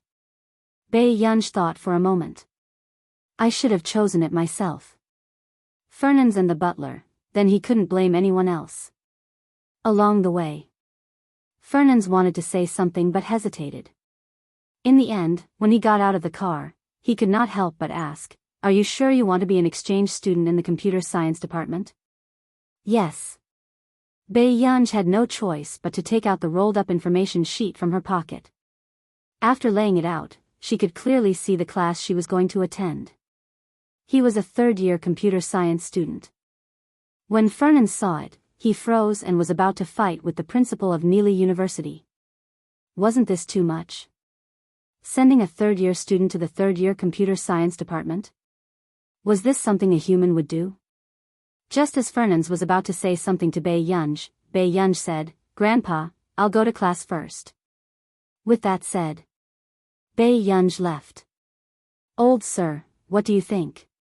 The butler, who was at the side, also felt that Neely University was deliberately targeting the exchange students from country A. "Let's go and settle the score with that old fool." Fernand's face darkened as he turned around and walked aggressively to the principal's office. P.S. Be good and remember the monthly ticket. Chapter 8:18. On the other side. The professor in class put on his glasses and looked at the name list in his hand. He frowned in confusion. "When did an exchange student come to our school?" This name list was placed on his table this morning. "Bei Yunj?" The professor shouted at the classroom hall, but no one answered. A dark look flashed across Lilia's eyes. She did not expect that person to be late for no reason on the first day of the exchange students' class. Was she relying on the Fernand's family behind her? Coincidentally, the morning class was late that day. Just as the professor's expression was not too good and he shouted for the third time, a voice suddenly sounded from the door. "Sorry, Professor, I'm late." In the blink of an eye, the crowd saw a beautiful girl. Her eyes were lazy and unruly, causing people to be dazzled. The professor felt that Bei Yunja's tone was quite sincere. Because of this face, the professor's expression softened. "Why are you late?" Bei Yunj did not think that she could tell the truth in this situation. After thinking for a long time, she found an excuse. Helping an old grandpa cross the road. All of a sudden, the atmosphere was quiet. The professor's expression darkened again. A few girls could not help but burst into laughter as they looked at the girl at the door. This was the first time they had met such a student from country A. She was too daring. As expected, when the professor heard this, he asked Bei Yunj to stand at the door to see if there were any other old grandpas who needed help. Bei Yunj propped her head lazily and glanced at the message Delaney sent her. She threw her phone back into her pocket. Until class ended. Only then did the professor allow Bei Yunj to return to the classroom. At this moment, the students were privately splitting into groups. "Have you guys split into groups?" After saying that, the girl looked at Bei Yunj again. "With the exchange student, there's no shortage of people." With that said, everyone glanced at Bei Yunj and immediately rushed to form a team. "Lilia, can I be in the same group as you?" "Lilia, come with me." Bei Yunj turned around and saw a familiar face. She saw Lilia look up at her and raise her eyebrows at her. She slowly walked to the back seat and found an empty seat. In these 10 minutes, everyone was scrambling to form a team with the outstanding students in the class, fearing that they would encounter a bad teammate. But in the end, there would still be students who were left behind. The remaining 4 students looked at each other and then at Bei Yunj in the back row. Among the 4 of them, 3 of them were from country A. Because of the language barrier, very few people were willing to team up with them. Yelena, aren't you going to team up with us? The teammate beside Lilia frowned and shouted for Yelena again. Yelena's grades in the class were also ranked second. Why would he be willing to be in the same group as those who were left behind? No need. After Yelena finished speaking, she sat down in front of Bei Yunj and smiled. Hello, I'm Yelena. When Bei Yunj was talking to the professor just now, she had noticed Bei Yunj. She liked Bei Yunj's personality very much. Hello. Bei Yunj curled her lips. I'm Bei Yunj. Can I form a team with you? Yelena did not hide her intention to seduce Bei Yunj. Even Lilia, who was in front, frowned when she heard this. Her relationship with Yelena had always been quite average, but she was clear about Yelena's strength. She did not understand why she would waste her time forming a team with those people. P.S. Our monthly votes are getting fewer and fewer. Good luck, guys. Chapter 8:19. Bei Yunj glanced at Yelena and answered casually. The other three looked at each other and immediately asked, Then can we team up with you? Bei Yunj glanced at them. Anything is fine. Hearing this, the three of them finally heaved a sigh of relief. But the next moment, they heard a sneer not far away. No way. Do they think they can make a comeback with Yelena? Yelena hasn't come to class for 2 to 3 months. Who knows what the group report will be like this time? Don't talk about it. Didn't they bring along a burden who doesn't know anything? I don't know what kind of background that person has. How can a third-year student become an exchange student of our third year? And other than her, I've never heard of any exchange students in our school. The others started discussing, especially Lilia's team. They were full of pride and were already determined to get first place. Lilia, how should we arrange the group report this time? Someone asked. Lilia also smiled. There's no hurry. There's still 4 to 5 days. There won't be any problems. The group report this time was actually for the speech in 4 days. 4 days later, the Delaney Group's key project would come to Neely University to pick people to join their project team. Now, the Delaney Group was very popular and had become an employment company that computer science students were scrambling for. However, the Delaney Group had always been strict in choosing people. Even at a top school like Neely University, only a few could enter the Delaney Group. Someone asked carefully, Lilia, do you want to intern at the Delaney Group or Angel Group in the future? Everyone waited for Lilia's answer. Lilia curled her lips. I don't plan to enter either of them. With that, she looked at them. But don't worry, I'm determined to get first place this time. A dark glint flashed across Lilia's eyes. If she returned to Angel Group, she would be monitored by Elena. If she went to the Delaney Group, she would easily offend her family. Fortunately, she had already prepared a third path. Lilia had already found out that the Delaney Group was not the only one who came to their school to recruit people. It was just another organization that could not be made public. However, as long as she was chosen by the people of that place, even the Angel family or the Fernandes family would favor her. Therefore, she had to get first place. Afternoon. Bei Yunj had just returned to the classroom when she saw that the other 4 had already finished their work. She thought for a moment. Don't you need me to do anything? Yelena also looked at Bei Yunj and thought for a long time. Then, she held Bei Yunj's hand and patted it. Go and get a glass of water for your team member. Bei Yunj. Okay. This was the first time that Bei Yunj had been suppressed. Bei Yunj walked out of the classroom with 4 cups in her arms. Not long after she left, someone suddenly grabbed her by the collar. Where are you going for class?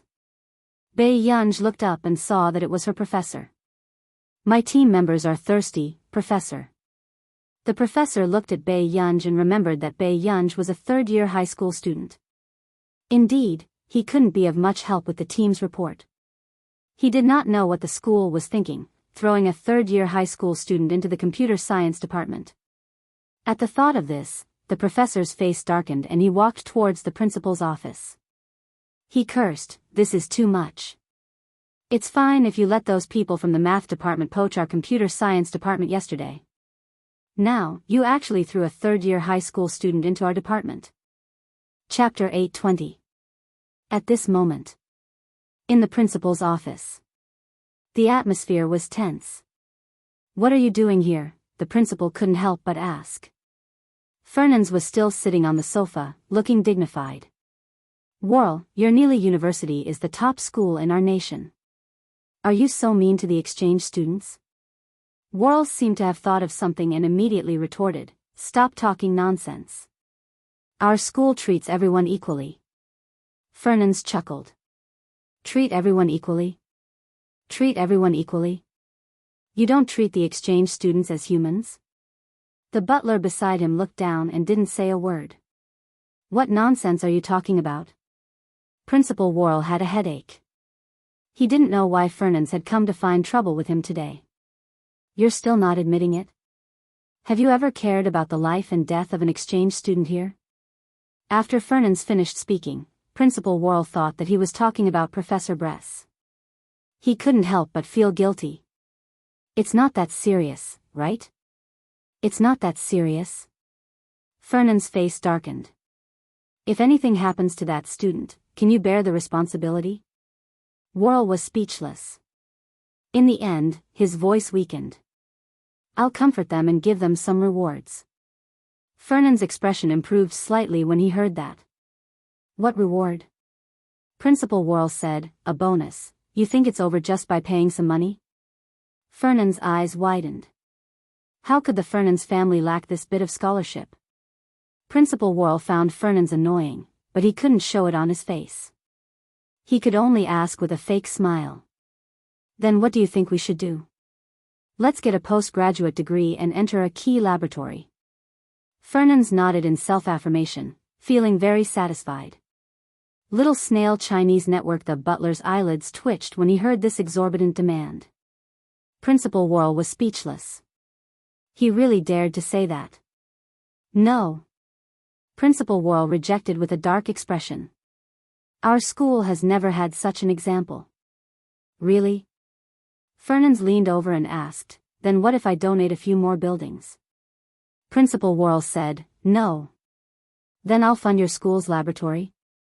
Principal Worrell suddenly paused and fell silent. Is your illegitimate son inside? Or your son's illegitimate son? Headmaster Worrell asked. Fernan's face darkened. Cut the crap. Principal Worrell smiled and leaned back on the sofa leisurely. Mr. Fernans, I'm really sorry. Mr. Delaney has already decided to fund our laboratory. If it were any other time, he might have agreed to Fernan's rude condition. But now, he didn't lack investors. As expected. Fernan's face darkened. Are you kidding me? He suppressed his anger. You don't agree, do you? Do you think your Neely University is the only good school in our nation? Good, very good. When that girl finishes her third year of high school, I'll push resources to whichever school she wants to attend in the future. Hearing this, Headmaster Worrell suddenly sensed that something was wrong. Senior year? Isn't he a freshman? Principal Worrell asked. Fernand sneered, you're still pretending? My girl is only a senior high school student, and you dare to let her be an exchange student in the computer science department. We don't have any exchanges this semester. Sheng said. Before Principal Worrell could finish speaking, he suddenly realized that something was wrong. Chapter 821. Principal Worrell suddenly had a ridiculous thought. The way he looked at Fernand's changed again and again, and the teacup in his hand almost shook. Who are you talking about? Principal Worrell felt that his voice was a little weak. Fernand sneered. Are you still pretending? Are you trying to deny it? Principal Worrell was speechless. He really could not believe that a new scientific researcher could be related to such an unreasonable old man's family. Did he make a mistake? Principal Worrell asked again stubbornly, the girl you're talking about, is an exchange student from the third-year computer science department? Seeing that he finally admitted it, Fernand smiled. What else? At this moment, Principal Worrell's expression was distorted. He was extremely jealous. Why was this so? This guy was so rich, yet he could still bring such a scientific research genius home? Did he save the Milky Way in his previous life? Looking at Principal Worrell's distorted expression, Fernans was puzzled. What do you mean by that expression? Don't tell me you have a grudge with my meanie? Principal Worrell listened to Fernans call her his meanie and was both envious and wanted to punch him. He had never seen anyone who dared to call her meanie. How was that possible? Principal Worrell did not want to say anything more to Fernans. He even felt that Fernans was seriously ill. Did he need to donate a building and fund a laboratory to come to Neely University? If he was willing to come, Neely University could donate a building to the Fernans family. Why do you think that? Why? That person needs you to donate to the university upstairs. Principal Worrell was really curious. Fernans thought that Principal Worrell was looking down on Bei Yunj, so he immediately said in a boastful tone, "What's wrong with donating a building? Our Mina's studies are poor, so is it a problem for her to be ordinary? Let's pick the books. Our girl is so good looking. Even if she's a vase, she's the prettiest." The butler's eyelids twitched, and he could not help but look at Fernans again. Didn't he say that the madam of the family could not be like Miss Pei, who only had a face? When Principal Worrell heard this, he did not know what expression to put on. There were probably not many people who could say that she was a vase. Suddenly, a dark look flashed across Principal Worrell's eyes before they suddenly became gentle. "Actually, your family's girl can also come to our school." Fernans was surprised. He did not understand why Principal Worrell had suddenly changed his mind. "Really? Of course it's true. You don't have to donate the building or fund it." Headmaster Worrell didn't dare to ask for it either. She was afraid that he would settle the score with her. However, when Fernans heard him say this, he immediately narrowed his eyes. "Worrell, when have you been so polite to me?" Previously, the Fernans family had almost been admitted to Neely University. Fernan's son had spent a lot of money to make up for that point. How could Worrell be so understanding now? This. Principal Worrell froze. Subsequently, Fernans was shocked and angry. "Old thing, don't tell me you've taken a fancy to my granddaughter-in-law? Why don't you take a look at how old you are? Can't you act like a human?" Principal Worrell, hold it in. Cultured people shouldn't make a move. No. Principal Worrell was so angry that he could taste blood in his throat. But soon, Principal Worrell reacted and suddenly stood up. "What? Your granddaughter-in-law?" Chapter 8:22. The butler beside him looked at Fernans, his emotions indescribable.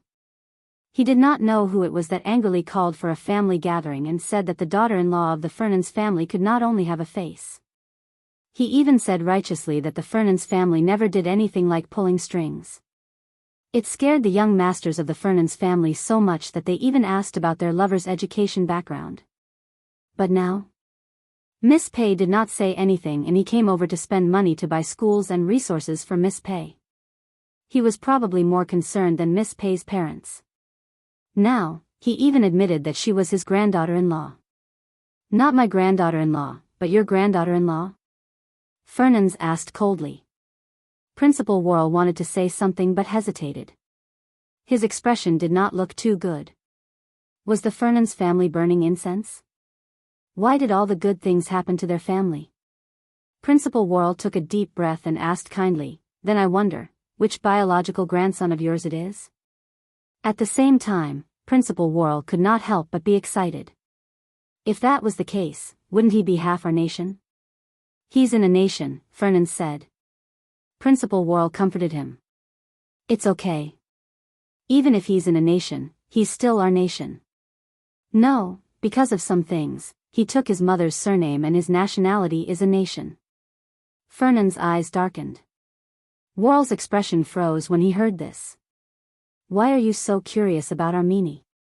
Fernans looked at him strangely. Principal Worrell coughed softly and did not dare to say anything. After all, if she wanted Fernans to know her true identity, she would have said it long ago.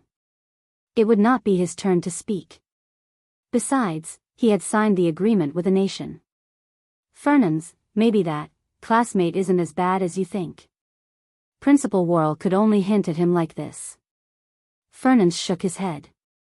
I don't think that girl has a good temper. She's probably a troublemaker.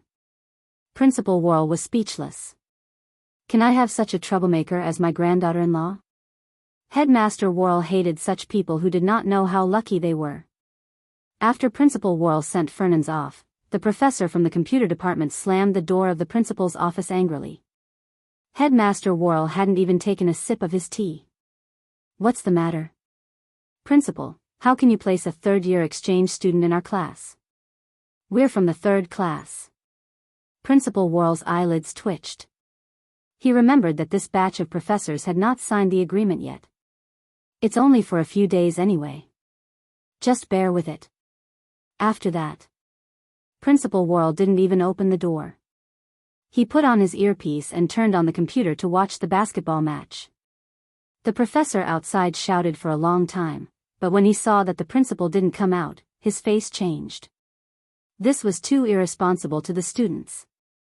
This was also the first time he knew that third-year high school students were sent to the third-year university as exchange students. How was this the style of a top university? The professor was angry for a long time, but he could only return to the classroom. Sitting in the car, Fernand recalled Principal Worrell's vague words to Bei Yunj. It was as if they didn't dare to recruit Bei Yunj into the school after hearing what he said. Fernand asked the butler in confusion, so that Mina's studies are so bad that I can't get into Neely University even if I spend money? The butler smiled gently. Sir, it might also be because your words just now scared Principal Worrell. Chapter 8:23. Fernand frowned. I'm not agitated. With that said, however, Fernand was clearly worried. He was worried that the Fernand family would have such a wife in the future. At the same time, Bei Yunj saw the message from Shang Yan. Shang Yan, the people from the technical department said that they want to change your project. Bei Yunj raised an eyebrow and replied quickly. Shang Yan, they haven't gotten off work yet. Bei Yunj's eyes flickered and she looked at Yelena. You really don't need my help? Yelena turned to look at Bei Yunj. You're the face of our team. What can you do for us? Bei Yunj was silent for a moment. Then I'll go back first. I still have something to do. Then you can go back. Yelena was very generous, and the others looked at this third-year high school girl with kind eyes. This was a third-year project report. No matter how inhumane they were, they wouldn't exploit a third-year high school girl. Then, from the corner of her eye, Lilia also saw Bei Yunj leaving with her things. Lilia? Someone called out to her and followed Lilia's gaze. When they saw Bei Yunj leaving, they couldn't help but sneer. Yelena is so magnanimous. She brought 3 burdens and a third-year high school kid who can't help at all. Lilia also laughed. A dark look flashed across her eyes before she turned her head away disapprovingly. However, just after Bei Yunj agreed to go to Higgins' group, she walked on the campus with her hat pressed down. At the same time, the butler was still comforting Fernand. Number 5-inch-old sir, you don't have to think so much. Mr. Hu won't pick the wrong person. The butler continued to smile. Maybe Miss is also a promising talent. Stop the car. Before the butler could finish speaking, Fernand interrupted him. Then, the butler looked up and saw Bei Yunj walking slowly by the roadside. The butler was speechless. Neely University's computer science students wouldn't be loitering around the campus at this time. Then it was confirmed. Miss Pei skipped class twice a day. In the face of this situation, the butler, who had always been full of smiles, could no longer smile. The next moment, the gloomy Fernand opened the door and got out of the car. As it happens, the moment Bei Yunj looked up, she saw an old gentleman in a suit beside her. Bei Yunj obviously didn't expect to be caught by the old man twice in a day. You skipped class twice a day? For the first time, Fernand knew what it meant to expect better from someone. In the past, in the family, the younger generation did not dare to cry and make a scene in front of Fernand's. It was their parents who strictly restrained them. Therefore, in Fernand's eyes, all the juniors were obedient, sensible, and proactive. This was really the first time in Fernand's life that he had encountered a thorn like Bai Yunj. Bai Yunj paused for a moment, then slowly chewed on the candy. When the butler saw how furious Fernand's was, he could not help but lower his head and hide the smile on his face. He suddenly seemed to know why Fernand's would not let Bai Yunj go. Everyone was well-behaved, respectful, and obedient in front of Fernand's. Only this girl in front of him had an unruly personality, but she was very likable to the elders. And the Fernand's family had never had such a junior. The only girl in the family was like a mouse seeing a cat when she saw Fernand's. Chapter 8:24. Seeing that Bai Yunj did not speak, Fernand's became even angrier. Don't you have anything to say? Bai Yunj looked up and asked seriously, then do you want to listen to my excuses? Fernand's was speechless. The butler was speechless. This train of thought seemed to be right, but there seemed to be something wrong. Until the next moment. Before Fernand's could reprimand him, an angry voice suddenly sounded from behind. Bai Yunj? Where are you going? Fernand's turned around and saw a middle-aged man wearing glasses. He should be a professor. The professor said angrily, about you helping the old man cross the road this morning. I haven't, suddenly. Bai Yunj's lips curled up. He moved closer to Fernand's and held his arm. He said sincerely, Professor, look, I helped the old man this morning. The professor was speechless. Fernand's was speechless. Then, under the professor's gaze, Fernand's took a deep breath and glared fiercely at Bai Yunj. However, the next moment, he turned around and smiled kindly. Hello, I'm the one who received help from this classmate this morning. Grandpa. The professor was speechless. The butler was speechless. It was almost certain that those people in the family would never have thought that the old master was a parent who doted on the younger generation. If it were any other junior in the Fernand's family, who would dare to tug at Fernand's sleeve and ask him to help lie? Miss Pei was also someone with a wild background. Have I seen you somewhere before? The professor felt that this old man, who was helped across the road by Bai Yunj, looked very familiar. I don't think so. After saying that, Fernand smiled even more kindly and patted Bai Yunj's head. Good child, hurry up and go to class with the professor. Don't waste your precious learning time. Bai Yunj was speechless. Soon, Bai Yunj could only follow the professor back. However, the professor felt that something was wrong. 186 Chinese website. The car that the old man got into just now was probably a luxury car worth tens of millions. Did he still need to walk across the road? At this thought, the professor checked the car again. He realized that there was only one car sold in the world. It was bought by the old man from the Fernand's family 2 years ago. Who the F***ck could help this old man cross the road? The professor was speechless. No wonder he looked familiar. He wanted to curse. The professor looked at Bai Yunj again. He roughly knew why Bai Yunj was put in this class. After Bai Yunj sent a message to Shang Yan, the people from the Higgins group, they knew that they had been stood up by their boss again. As expected of the boss, he was wild. After class, Bai Yunj was still sitting in her seat, flipping through the book in boredom. Suddenly, Bai Yunj felt the phone in her pocket vibrate.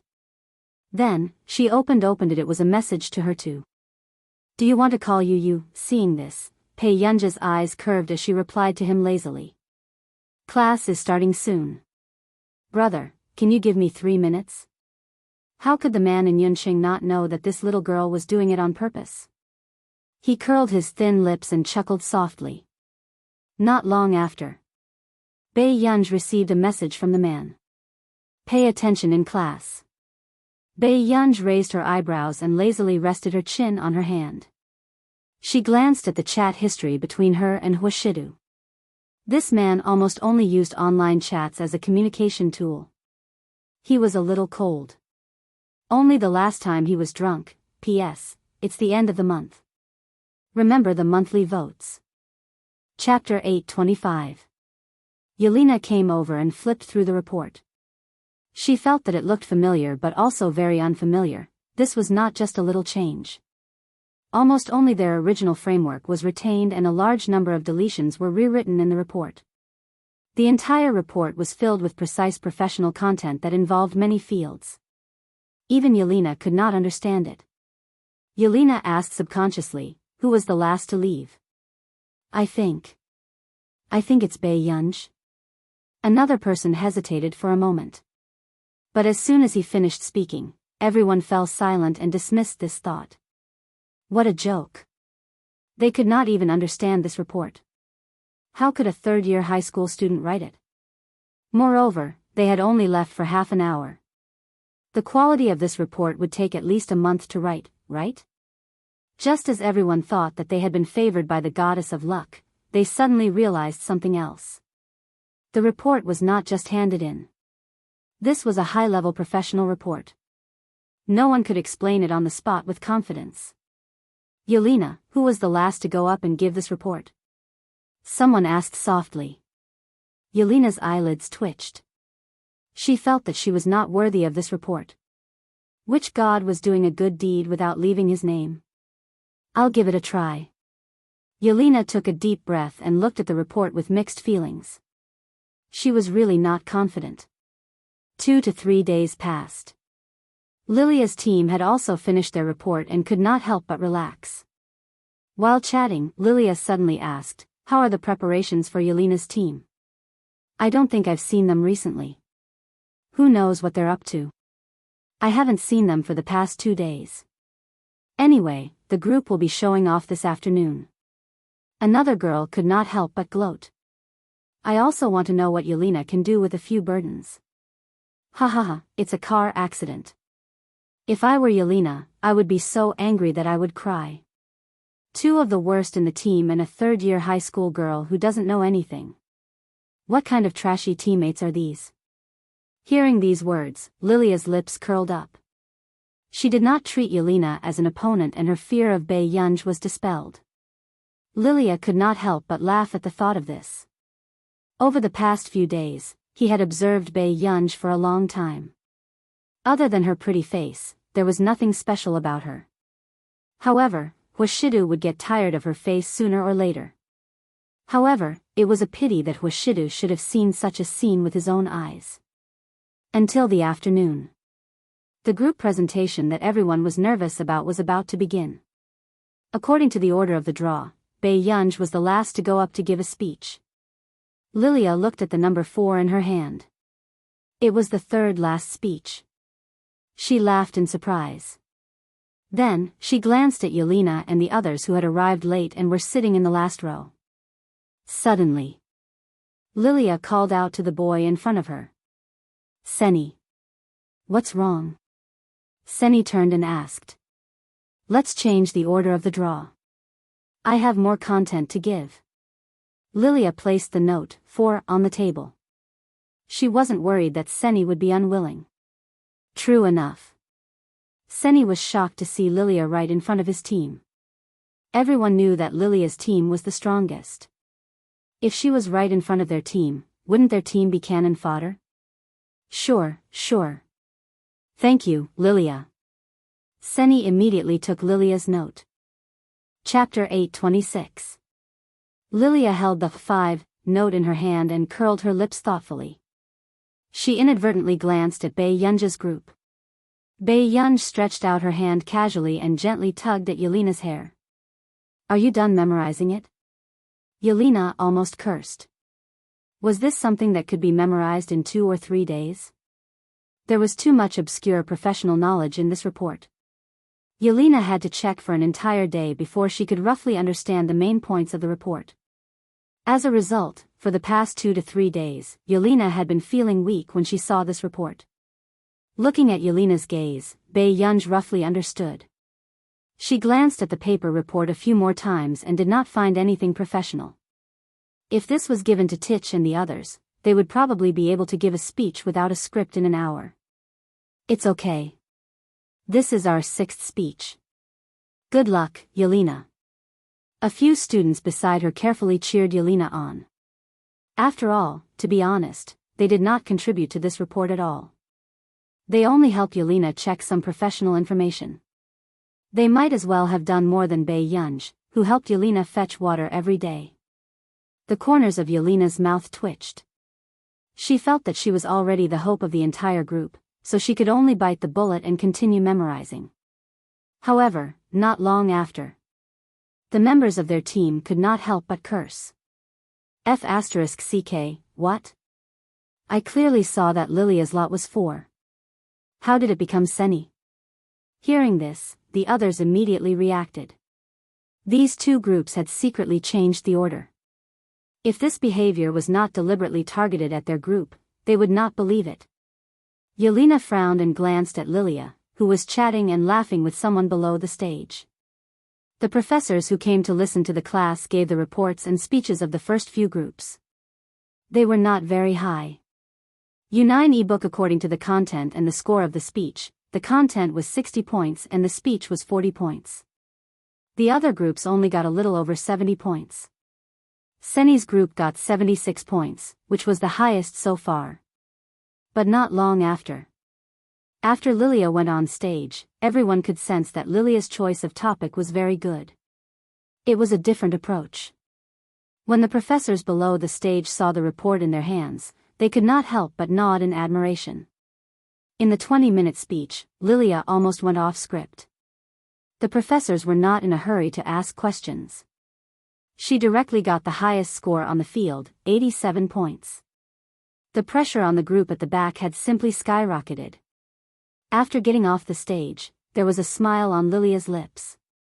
She even glanced at Yelena and Bei Yunj casually before she slowly sat down in her seat. Below the stage, there was a heated discussion because of the professor's grading 87 points. This score was too arrogant, wasn't it? The first one starts with 8 points, and it's only 3 minutes away from 90. F***ck, luckily we're not behind their group.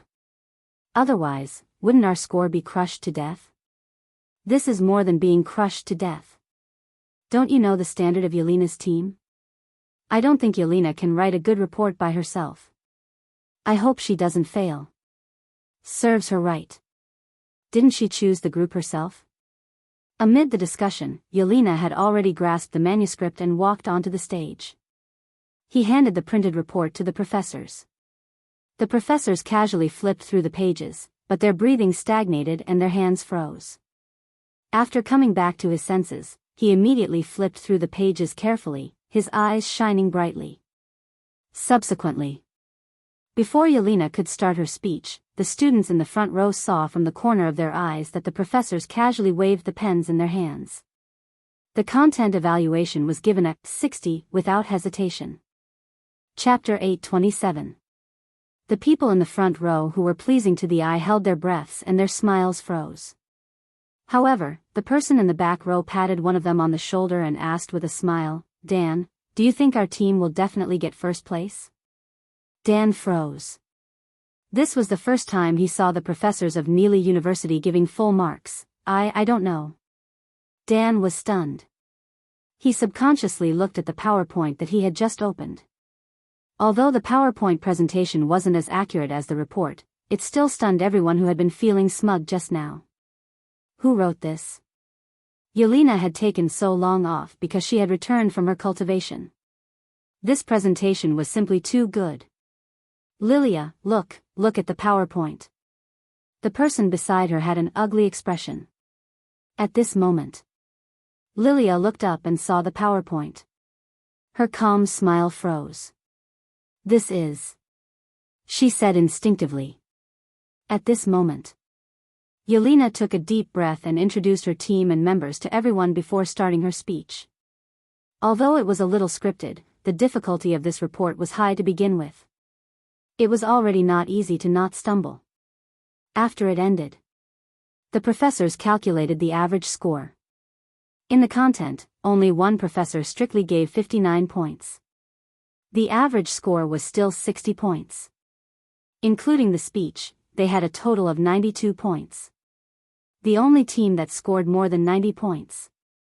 Seeing this score, the fifth team could no longer laugh. Their faces were slapped. It hurt too much, impossible, Lilia could not understand. Yelena had brought along 4 burdens alone. How could her standards have improved so much? Her thoughts stopped here.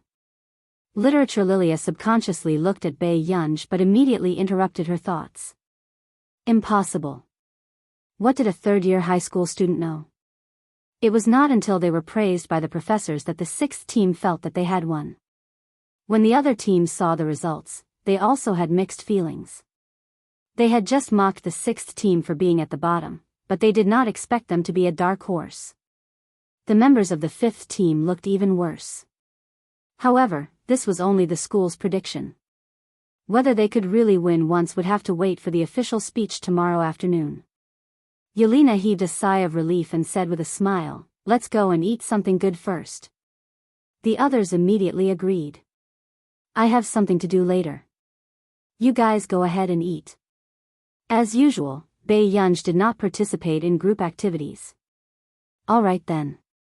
Yunj, you must have a meal together tomorrow," Yelena reminded her. "All right." After they left, Bei Yunj also went to pick up a package from Country R's Computing Institute. It was a big deal.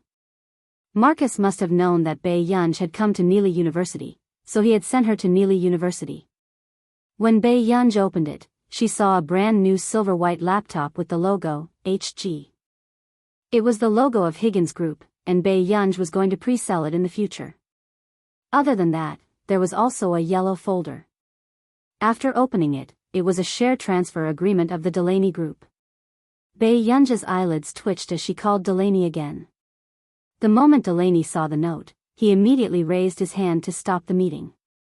Just as everyone fell into a cold atmosphere and did not dare to disturb the boss call, they heard Delaney change his tone and smile ingratiatingly. "Are you busy, Master Pei?" Chapter 828. Bei Yunj's eyebrows moved as her index finger tapped on the computer's casing rhythmically.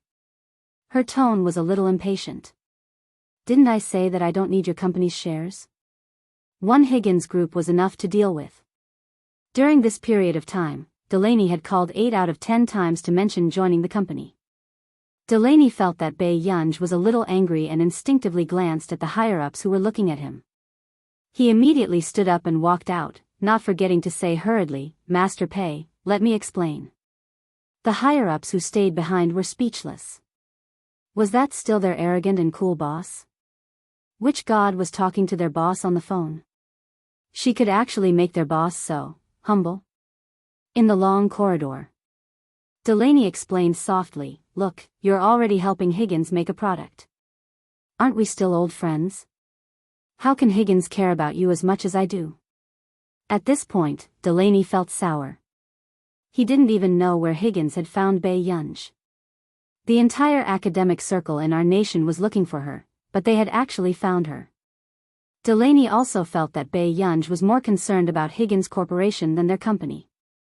He couldn't possibly watch the big boss run to someone else's camp, right? Bei Yunj was speechless. She finally understood. Delaney was competing with Higgins. "I helped Higgins because Higgins is mine." Bei Yunj's tone was calm and she did not intend to hide it from Delaney. When Delaney heard this, his body froze. After a while, he suddenly regained his senses. "Why, you're the future heir of Higgins Corporation?" Bei Yunj replied. Delaney was speechless. Good fellow. The higher-ups of Higgins were actually spreading rumors outside that the new heir was Nancy's illegitimate daughter and that she was a good-for-nothing who knew nothing. Who the F***ck dared to treat her as a good-for-nothing? Delaney could already predict how Bei Yunj would deal with those troublemakers. He could not help but tremble. Then, Delaney made up his mind. "Yunj, just sign this agreement. This will only benefit you." Moreover, Higgins had been abandoned for so long. What kind of people were there in there? "I can help you. I also hope that Delaney Group and Higgins Group can always maintain friendly cooperation." Bei Yunj's thin eyelids twitched, but she didn't say anything. Actually, she knew that Delaney had helped her a lot. Soon. She said, "You've given me too many shares. Change it and send a copy to my email." Hearing this, Delaney felt that happiness had come too suddenly. He was so excited that he could not speak. This. All right. All right, I'll get someone to draft the agreement right away. Very soon. The interior of the Delaney group was in an uproar because of the mysterious partner. At this time, Bei Yunj had already returned to the classroom with her laptop. He saw that the other teams were still working overtime to edit the content of the report. Bei Yunj raised her eyebrows. She quickly withdrew her gaze and left the professor. When the members of Group 5 saw Bei Yunj, their faces became even more distorted. They actually lost to such a person? What's so great about that? Why is that person so arrogant? After Bei Yunj left, someone immediately said unhappily. Another person was also indignant. That's right. If it wasn't for Yelena, this group would have been doomed, alright? Lilia's expression darkened. At this moment, the others finally realized that these words had agitated Lilia. Chapter 829. Lilia, that's not what we meant, then what do you mean? Lilia asked in return, leaving everyone speechless. Lilia pursed her lips. Continue to change it. Such content was like trash in front of Yelena's team. I don't believe that they wrote that report themselves. Someone said angrily. But we can't prove that they didn't write that report. They were indignant, but they did not notice that a dark look flashed past Lilia's eyes. The next day, everyone came to the classroom early to prepare. Yelena also increased her practice and was sure that there would not be any problems. She moved closer to Bei Yunj and said in surprise, "Yunj, how much is your computer? It looks pretty good. The texture and craftsmanship are top-notch. Someone gave it to me." Bei Yunj said casually, "If you like it, I'll get them to give it to you in the future." That's not good, right? I'll give you the money. The eyelids of the other team members twitched. It was their first time seeing someone want to buy a computer just because it was good-looking. Buy it and put it at home? Bei Yunj had always had no concept of living expenses. For example, the last time she recorded a variety show, she bought a watermelon for 100 yuan. She thought of a cheap price and asked tentatively, 10,000 yuan? With that said, everyone else's bodies trembled. They did not understand how this lousy computer was really worth 10,000 yuan. But then, Yelena was pleasantly surprised. So cheap. The team members were speechless. They really did not understand the concept of money of rich people. Just transfer some money. They don't lack money, Bei Yunj said slowly. In fact, good internet. Our nation's Computing Institute's conservative valuation of this computer was 200,000 to 300,000 yuan per unit. The design concept and various advantages were too far beyond the current technology level. It was to the extent that the manufacturers they were talking to were shocked and suspicious. Was technology so advanced now? However, after finding out what the product design was, they dispelled their worries and even bet that this product would become popular in the rich circle. This was the core model. Of course, there were also ordinary models, but the cheaper ones were more than 20,000 yuan. After Yelena transferred the money, the more she looked at Bei Yunj's computer, the more she felt that Bei Yunj was really good to her. The others gradually realized that they really didn't understand the world of the rich. For the entire morning, the other groups were rushing to finish the content. Only the sixth group was chatting, which made the other groups jealous. Team 5's face darkened. This group of people was really too arrogant. Noon. Bei Yunj and Yelena went out for dinner together. One of the members called and said that he had something to do in the afternoon and could not be there. Then the USB flash drive you left with me. The man hesitated. The key was that he had changed some of the content yesterday to make it easier for Yelena to give her speech. Bei Yunj said calmly, "Put it on my computer." "All right, sorry to trouble you." The boy heaved a sigh of relief. "It's okay. You do what you need to do." Bei Yunj didn't care too much and went to line up with Yelena to get the milk tea. But after the meal, as soon as Bei Yunj and Yelena returned, they felt that the atmosphere was not right. Everyone around them was looking at them. Team 5 looked like they were gloating, as if they were watching a good show. Bei Yunj, did you ask Li Jun to leave the USB flash drive with you? Bei Yunj nodded and glanced at his table. Yes. Then you took the USB flash drive? The team member asked anxiously. Bei Yunj's gaze turned cold. No.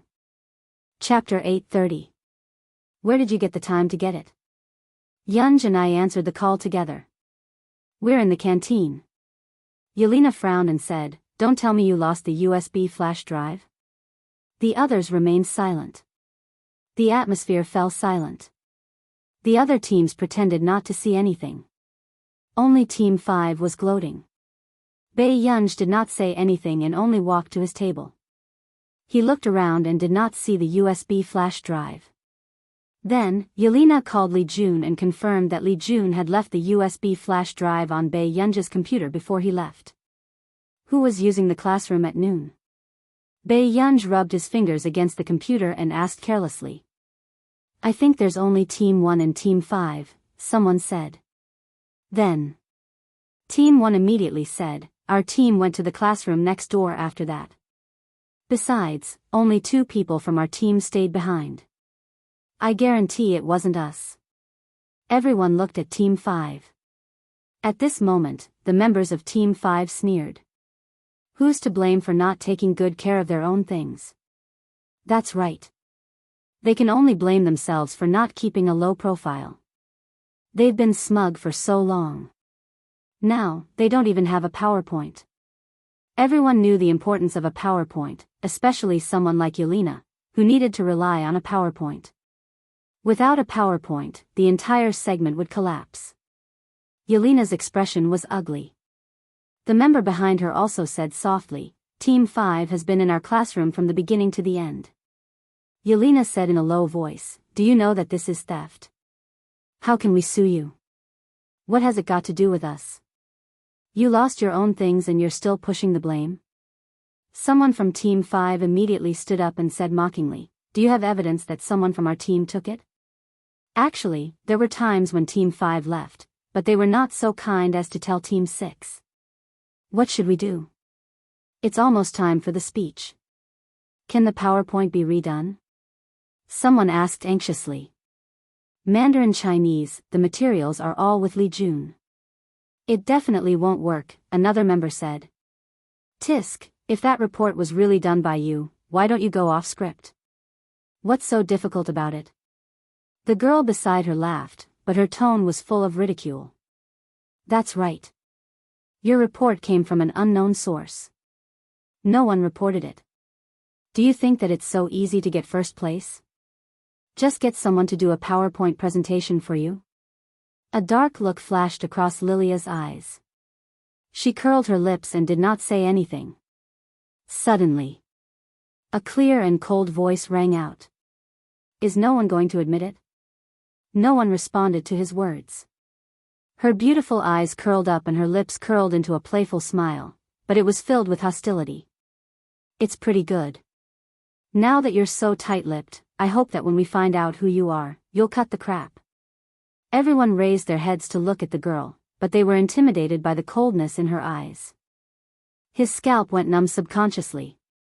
The people in Group 5 suddenly felt a little uneasy and looked at Wendy and Lilia. In their group, Wendy and Lilia were the last to leave. Actually, they were also wondering if it was done by someone from their own team. However, this matter itself was difficult to investigate.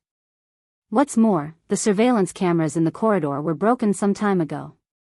Therefore, they didn't want to say anything. How much longer? Bei Yunj asked. Yelena's palms were sweating. 5 minutes. 5 minutes later, he began his speech. Everyone had to be there. Bei Yunj's beautiful eyes darkened and she licked her red lips. My turn. Yelena didn't think that she could control this report at all. However, she didn't want to embarrass Bei Yunj. Chapter 831.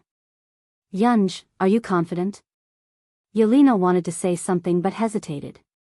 She changed her words to the one that would hurt Bei Yunj the least. However, Bei Yunj replied lazily, I'm alright. Yelena was speechless. The other team members were speechless. They also wanted to have Bei Yunj's calm king's mentality. Yunj, you'd better. Before Yelena could finish speaking, Bei Yunj stuffed a small cake into her mouth. Then, she lazily placed the other books on the computer and fell asleep on her stomach. She was not afraid of crushing the computer at all. She even pulled up her hood to block the sun. Yelena was speechless. It was good that she slept. When Bei Yunj fell asleep, she would secretly go up and talk. When the others saw Yelena's group hurriedly preparing another PowerPoint presentation, they could not help but have sarcasm in their eyes. How could they prepare it now? Did they think they were dead? Soon. The professors brought along 2 men in their 30s like stars surrounding the moon. It was easy to imagine their identities. There were also people who were puzzled. Wasn't there only one executive from the Delaney group? What about the other one? Only Lilia stared straight at the other invigilator. She was determined to make the invigilator remember her. This time, the order was reissued. Unfortunately, Yelena drew the 5th group, and Lilia drew the 6th group. This made Lilia raise an eyebrow with a smile on her face. Wasn't it perfect that there was such a lousy person in front of her to set her off? After the speech started. Although they were all students from the top universities, they were still a little nervous in front of these people. After the first speech, neither of them spoke and waited for the next one with an indifferent expression. It was obvious that these people were of no value to them. This made the later groups even more nervous. Happy. After 4 consecutive speeches, the senior executive of the Delaney group, Xing Yuanxiu, could not help rubbing the space between his eyebrows. Were the students of Neely University only at this level now? But would that ancestor even take a fancy to him? Beside him, Duan Shuang was also wondering if he should look at other schools. However, just as their thoughts were running wild, Yelena was about to go on stage when Bei Yunj suddenly woke up. Is it my turn? Yelena, why did he wake up at this time? Yunj, listen to me, I'm not listening. Bei Yunj stood up. Seeing that Yelena was not done, she reached out and gently pinched her cheeks. Her beautiful lips pouted, and her words could not be heard clearly. Yelena, at this very moment. Seeing that it was Bei Yunj who stood up, the other teams couldn't help but laugh. This made the other 2 a little uneasy. Could it be that this one was even worse? At this moment. Professor, what should we do if their PowerPoint slides are lost? Wendy asked with a gloating smile. His voice wasn't loud, but the 2 people in front of him heard it. Xing Yuanxiu's face darkened. He threw the documents into the trash can. How could he lose his PowerPoint presentation? How could he let him do his research without worry? This made Bei Yunj glance at her carelessly. When Wendy met her eyes, she felt inexplicably guilty and quickly looked away. Seeing that she could not pull Bei Yunj down, Yelena was about to give Bei Yunj the simplified PowerPoint presentation that she had not finished. However, in the next second, Bei Yunj took her laptop and went on stage. Sorry, I don't need a PowerPoint presentation. Bei Yunj placed the laptop on the podium lazily and connected it to the projector. P.S. Pft, you're first in the monthly votes. Why are you so amazing today? Rub them and kiss them one by one. I'll go prepare to update. Guard the rankings obediently and send Master Pay up. Chapter 832. But if you need it, it's fine too. After Bei Yunj's computer was turned on, she slowly picked up the pen. Little Y, office mode. Soon, the people present heard a mechanical voice. It was the sound of the laptop. Roger that, Master. Please select the function attribute. Bei Yunj did not even raise her eyes. Speech and explanation. Yes, Master. Office mode, speech and explanation mode has been activated, then. Bei Yunj had just raised her face when Xing Yuanxiu met her eyes. The pen in his hand shook and fell. Why was she here? Xing Yuanxiu was one of the few higher-ups who knew that Bei Yunj was a partner out of nowhere. However, at this moment, when he met Bei Yunj here, his entire body froze. When he came back to his senses, Xing Yuanxiu felt the new boss's gaze sweeping over. The back of his head felt cold. When he thought of what he had just done, he immediately walked to the trash can and began to rummage through it without caring about his image. This scene shocked the professors and students. What was going on with this big shot? Why did he start rummaging through the trash can? The assistant next to him could not stand it anymore. President Sheng, let me help you, no need. Xing Yuanxiu immediately snatched the trash can and rummaged through it seriously. The assistant was speechless. What kind of special hobby was this? After finding the piece of paper, Xing Yuanxiu carefully held it again. He glanced at Bei Yunj and returned to his seat. This also made Duan Chuang look at Xing Yuanxiu with a strange expression. Bei Yunj glanced at the people present casually and said unhurriedly, "Good afternoon, everyone. I'm Bei Yunj, the speaker for this year's speech. My team member is Yelena." Hearing that, there was a burst of laughter from the audience. But a few minutes after Bei Yunj's speech, Huaxia Chinese everyone's expressions, which were originally there to watch the show, gradually froze. Yelena and the others felt that something was wrong. Why did it feel like she was explaining the original report? In fact, the technical terms were even more incomprehensible. Back then, because it was too deep, Yelena and the others had edited the original report. However, Bei Yunj's speech this time not only explained the original report, but also expanded into different fields.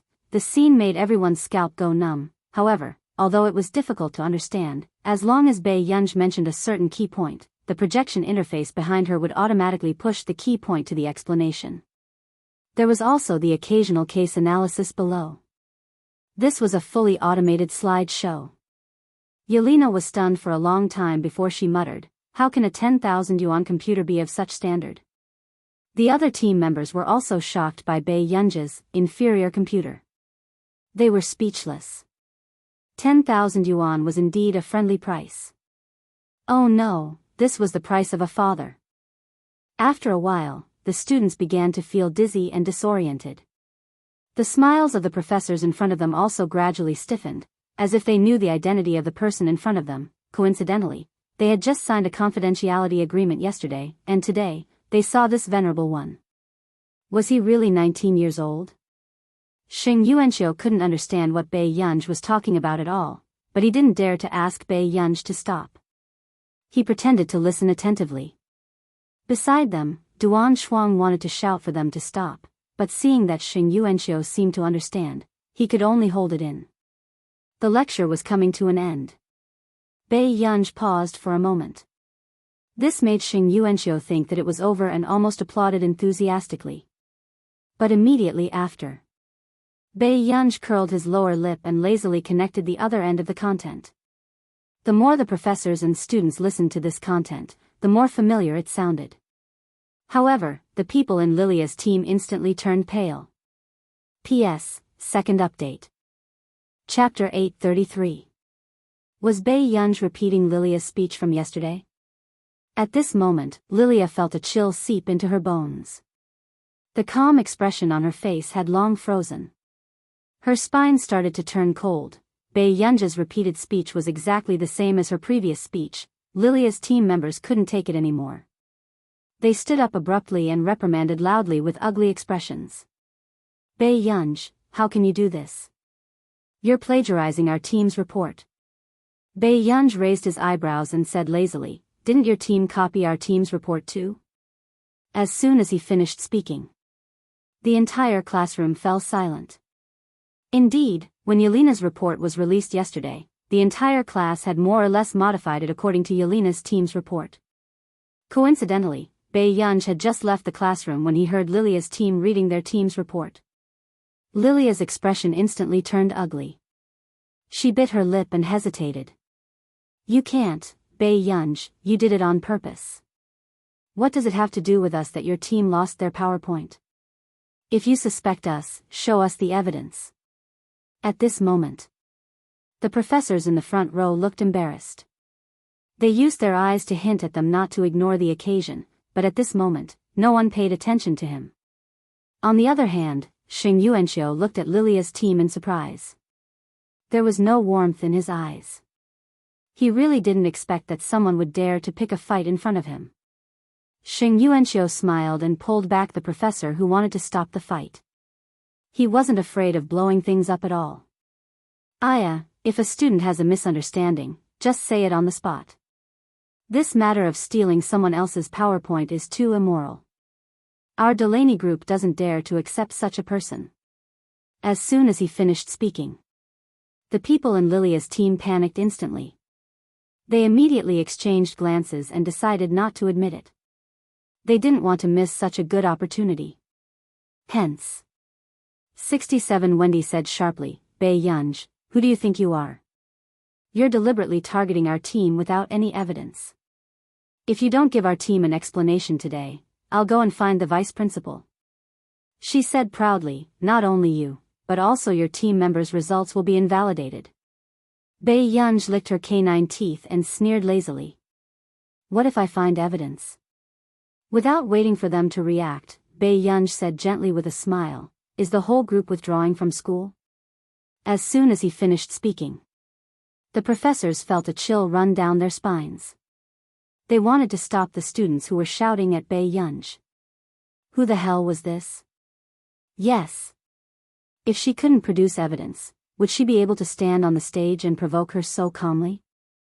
However, the next second, Wendy sneered and said confidently, if you find out who took it, then make the culprit drop out of school. What's wrong with that? Lilia's entire team seemed to have suffered a great grievance and clamored to cancel Bei Yunj's team's results. As long as Bei Yunj's results were cancelled, their team still had a chance to win first place. However, Bei Yunj casually took in everyone's expressions. She turned her head and rubbed the silver laptop in her hand. The corners of her lips curled up. Little G, I need a surveillance video of this afternoon. It's related to the non-recognizable faces. Soon.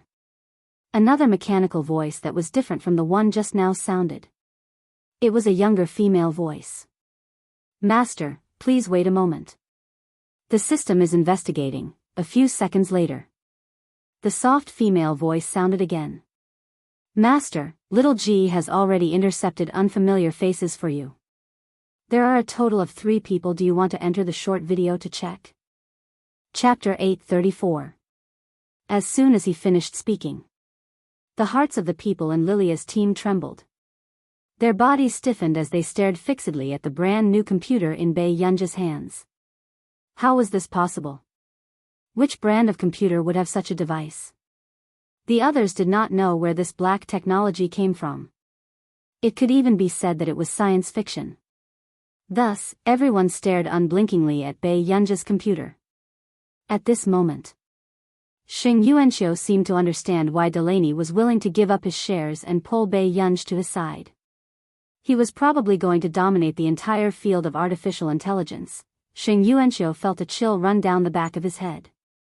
He felt that this new boss was more and more terrifying. Bei Yunj raised his eyebrows and casually glanced at the nervous faces of Lilia's team. His cold and dark eyes were filled with interest. Look. His tone was slow and intimidating. Look at those reckless people.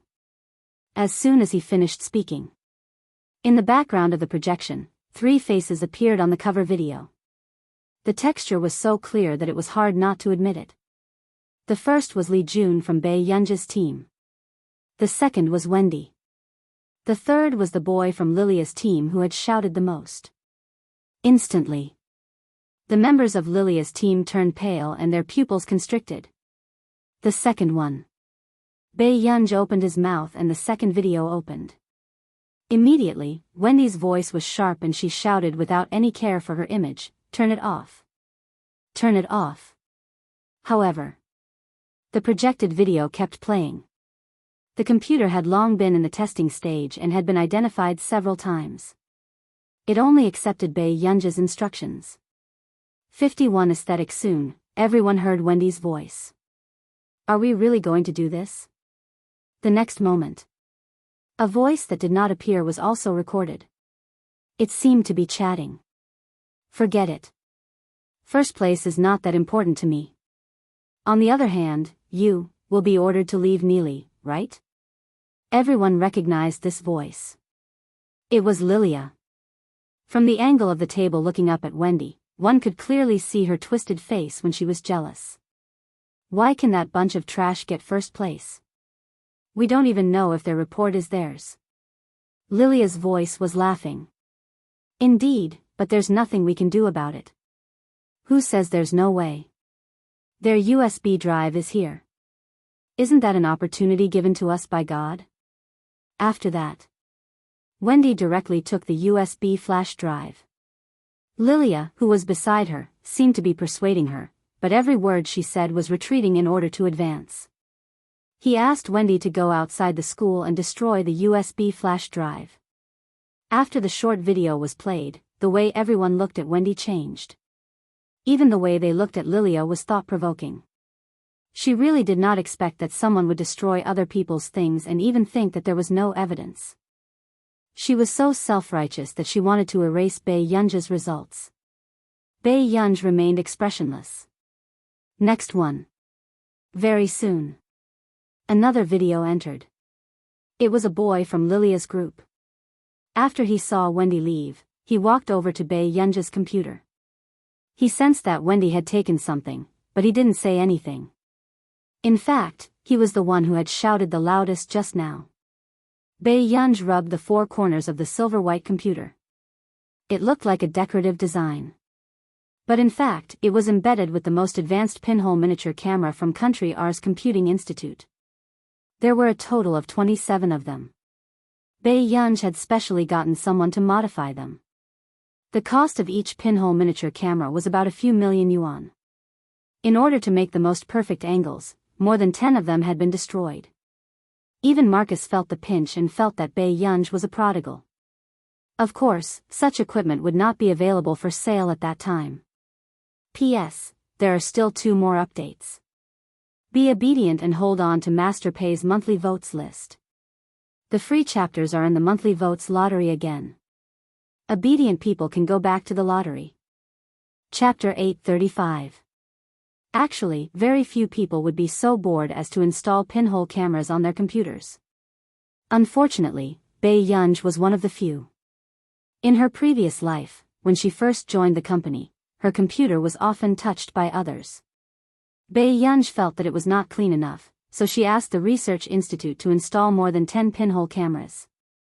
And a few months ago, they could always catch a few people who stole business secrets. After that, no one dared to touch Bei Yunja's computer anymore. Drop out? Bei Yunja's voice ruthlessly hit their hearts. Lilia and the others stiffened, but their legs were weak. And Yelena felt that Bei Yunj was a hidden god. The technology level of this computer could be directly borrowed from a sci-fi film crew. 10,000 yuan could buy this computer, right? The other members of Bei Yunja's group started to envy Yelena. When Bei Yunj came on the first day, only Yelena was close to Bei Yunj. She had bet on the right thing. Lilia did not say anything, but no one noticed that she had just sent a text message to someone else. Wendy bit her lip and refused to admit her mistake. I only took your USB drive. Do you have to be so calculative? Bei Yunj did not say anything, but someone beside her said. You also know that you took someone else's USB drive? What kind of dog is this? Do you think someone owes you? These words made Wendy's face turn green and red. She glared at the girl again. Bei Yunj, actually, this is not a big deal. What do you want? As long as you don't make Wendy drop out of school, I'll try my best to satisfy you. Lilia suddenly smiled. Bei Yunj raised her eyebrows playfully. What if I want you to drop out of school? Instantly. The smile on Lilia's face froze. She did not expect Bei Yunj to be so ungrateful. Guangxi. However, in the next moment, someone ran in from the door, panting. Lilia, and the exchange students who just arrived, please follow me to the vice principal's office. Hearing this, the other professors' expressions changed. When did the vice principal come back? The professors wanted to stop Bei Yunj, but they couldn't show it in front of the students. In the end, they could only push a professor out and quickly call Principal Worrell. The vice principal probably didn't know who this exchange student was. If he said something wrong, wouldn't all the connections they had built up all this time be for nothing? Seeing this, Xing Yuanxiu didn't dare to act rashly. After all, Bei Yunj didn't even look at him from the beginning to the end. But he couldn't help but feel anxious. The Bei Yunj to be called Bei Yunj to be called to Bei Yunj. Then Bei Yunj must have offended the angel family this time. Yunj to Bei Yunj to be called to be called to be called Bei Yunj of Bei the of Bei to be called to Bei to be to the to be called to be called to TSK. When Lilia went out just now, she looked so happy. In the corridor, Lilia looked at Bei Yunj and suppressed the jealousy in her eyes. She said word by word, "Miss Pei, you probably don't know that I'm the second daughter of the angel family, right? You think you're smart and want to be in the limelight, but you're actually courting death." "Miss Angel." Bei Yunj spoke slowly. When Lilia turned her head, she sneered softly and said in a casual and unruly tone, "Before you say anything, you should think carefully. Who do you think you are?" As soon as she finished speaking, Lilia's face was ashen and gradually distorted. Chapter 836. At the vice principal's office. The moment Bei Yunj and Lilia entered, the vice principal walked up to Lilia enthusiastically. "Lilia, have you lost weight recently? Sit down and talk." Lilia sat on the sofa and looked towards Bei Yunj. She realized that she was already sitting on a rattan chair. The vice principal's expression did not look good. "Vice principal, let's solve the problem." Lilia told him about the feud between Bei Yunj and her team, avoiding the important points and dwelling on the trivial ones. It only made people think that Bei Yunj was deliberately using her report to embarrass her in public. Lilia smiled and said, "This matter has a huge impact on my team. Vice principal, you know what the annual recruitment season means to us." The vice principal's face darkened and he did not look Bei Yunj in the eye. "Lilia, don't worry. When Mr. Angel comes, he will definitely give you a satisfactory answer." With that, he turned around and said coldly, "Student Pei, right? I wonder if your guardian can be present now? Or any elder will do." Bei Yunj said slowly, "No." The vice principal's face darkened even more as he mocked, "Student Pei, do you think it's so easy to resolve something like this today?" Bei Yunj's eyes moved. After thinking for a moment, she chose one from the list on her phone. Soon. Under the floor-to-ceiling window, Delaney, who was drinking with his legs crossed, suddenly felt his phone vibrate. He turned to look at the caller ID and shuddered. God of Fortune. Delaney immediately picked it up. "Master Pei, what's the matter?" Bei Yunj was silent for a moment. "There's something. Neely University wants to invite my parents. But my parents aren't in our nation." Delaney's body trembled. He did not expect Neely University to be so arrogant. Invited parents? How were they going to send them back? After reacting, Delaney was inexplicably excited. So, he had a chance to be a fake parent? Rounding up, it would be his daughter later? There was such a good thing. Delaney put on his suit jacket and picked up his most expensive and flashy car keys. He smiled kindly. "I understand. Everyone needs an amiable parent. Aren't I here now?" "Yunj, don't be anxious." Bei Yunj could sense his anticipation. He felt that something was wrong. After hanging up, Delaney had just gotten into his luxury car that was worth nearly 100 million yuan when Tich called.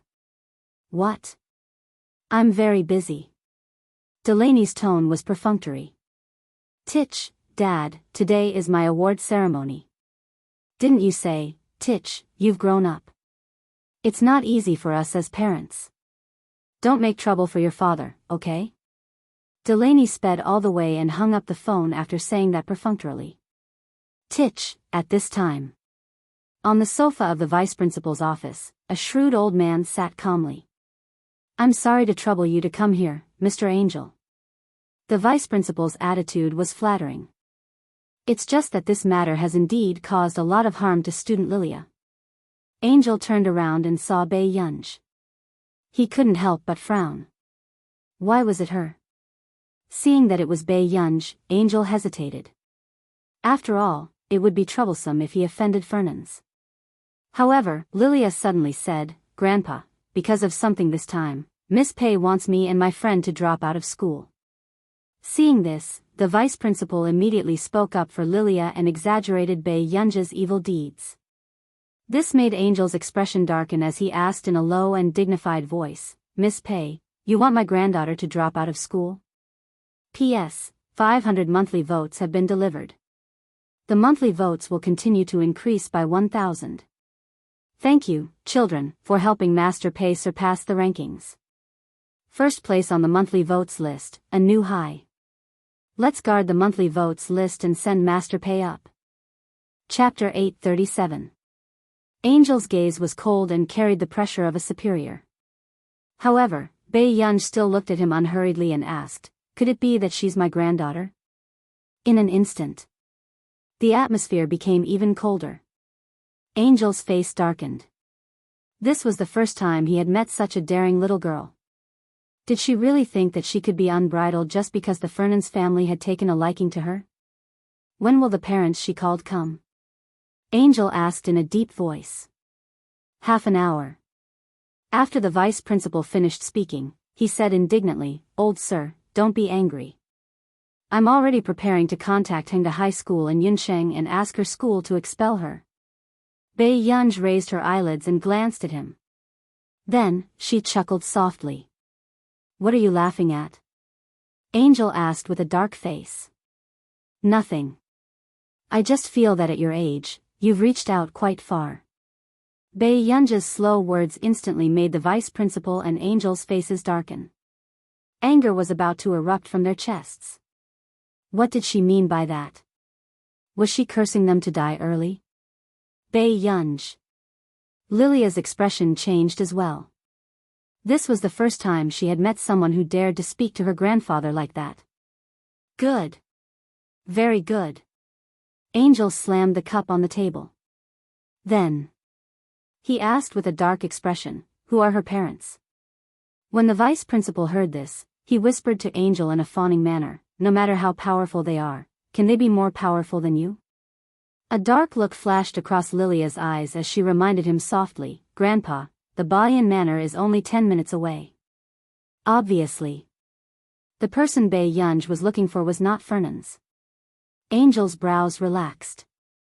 Then he had nothing to worry about. He took a deep breath and picked up his teacup again.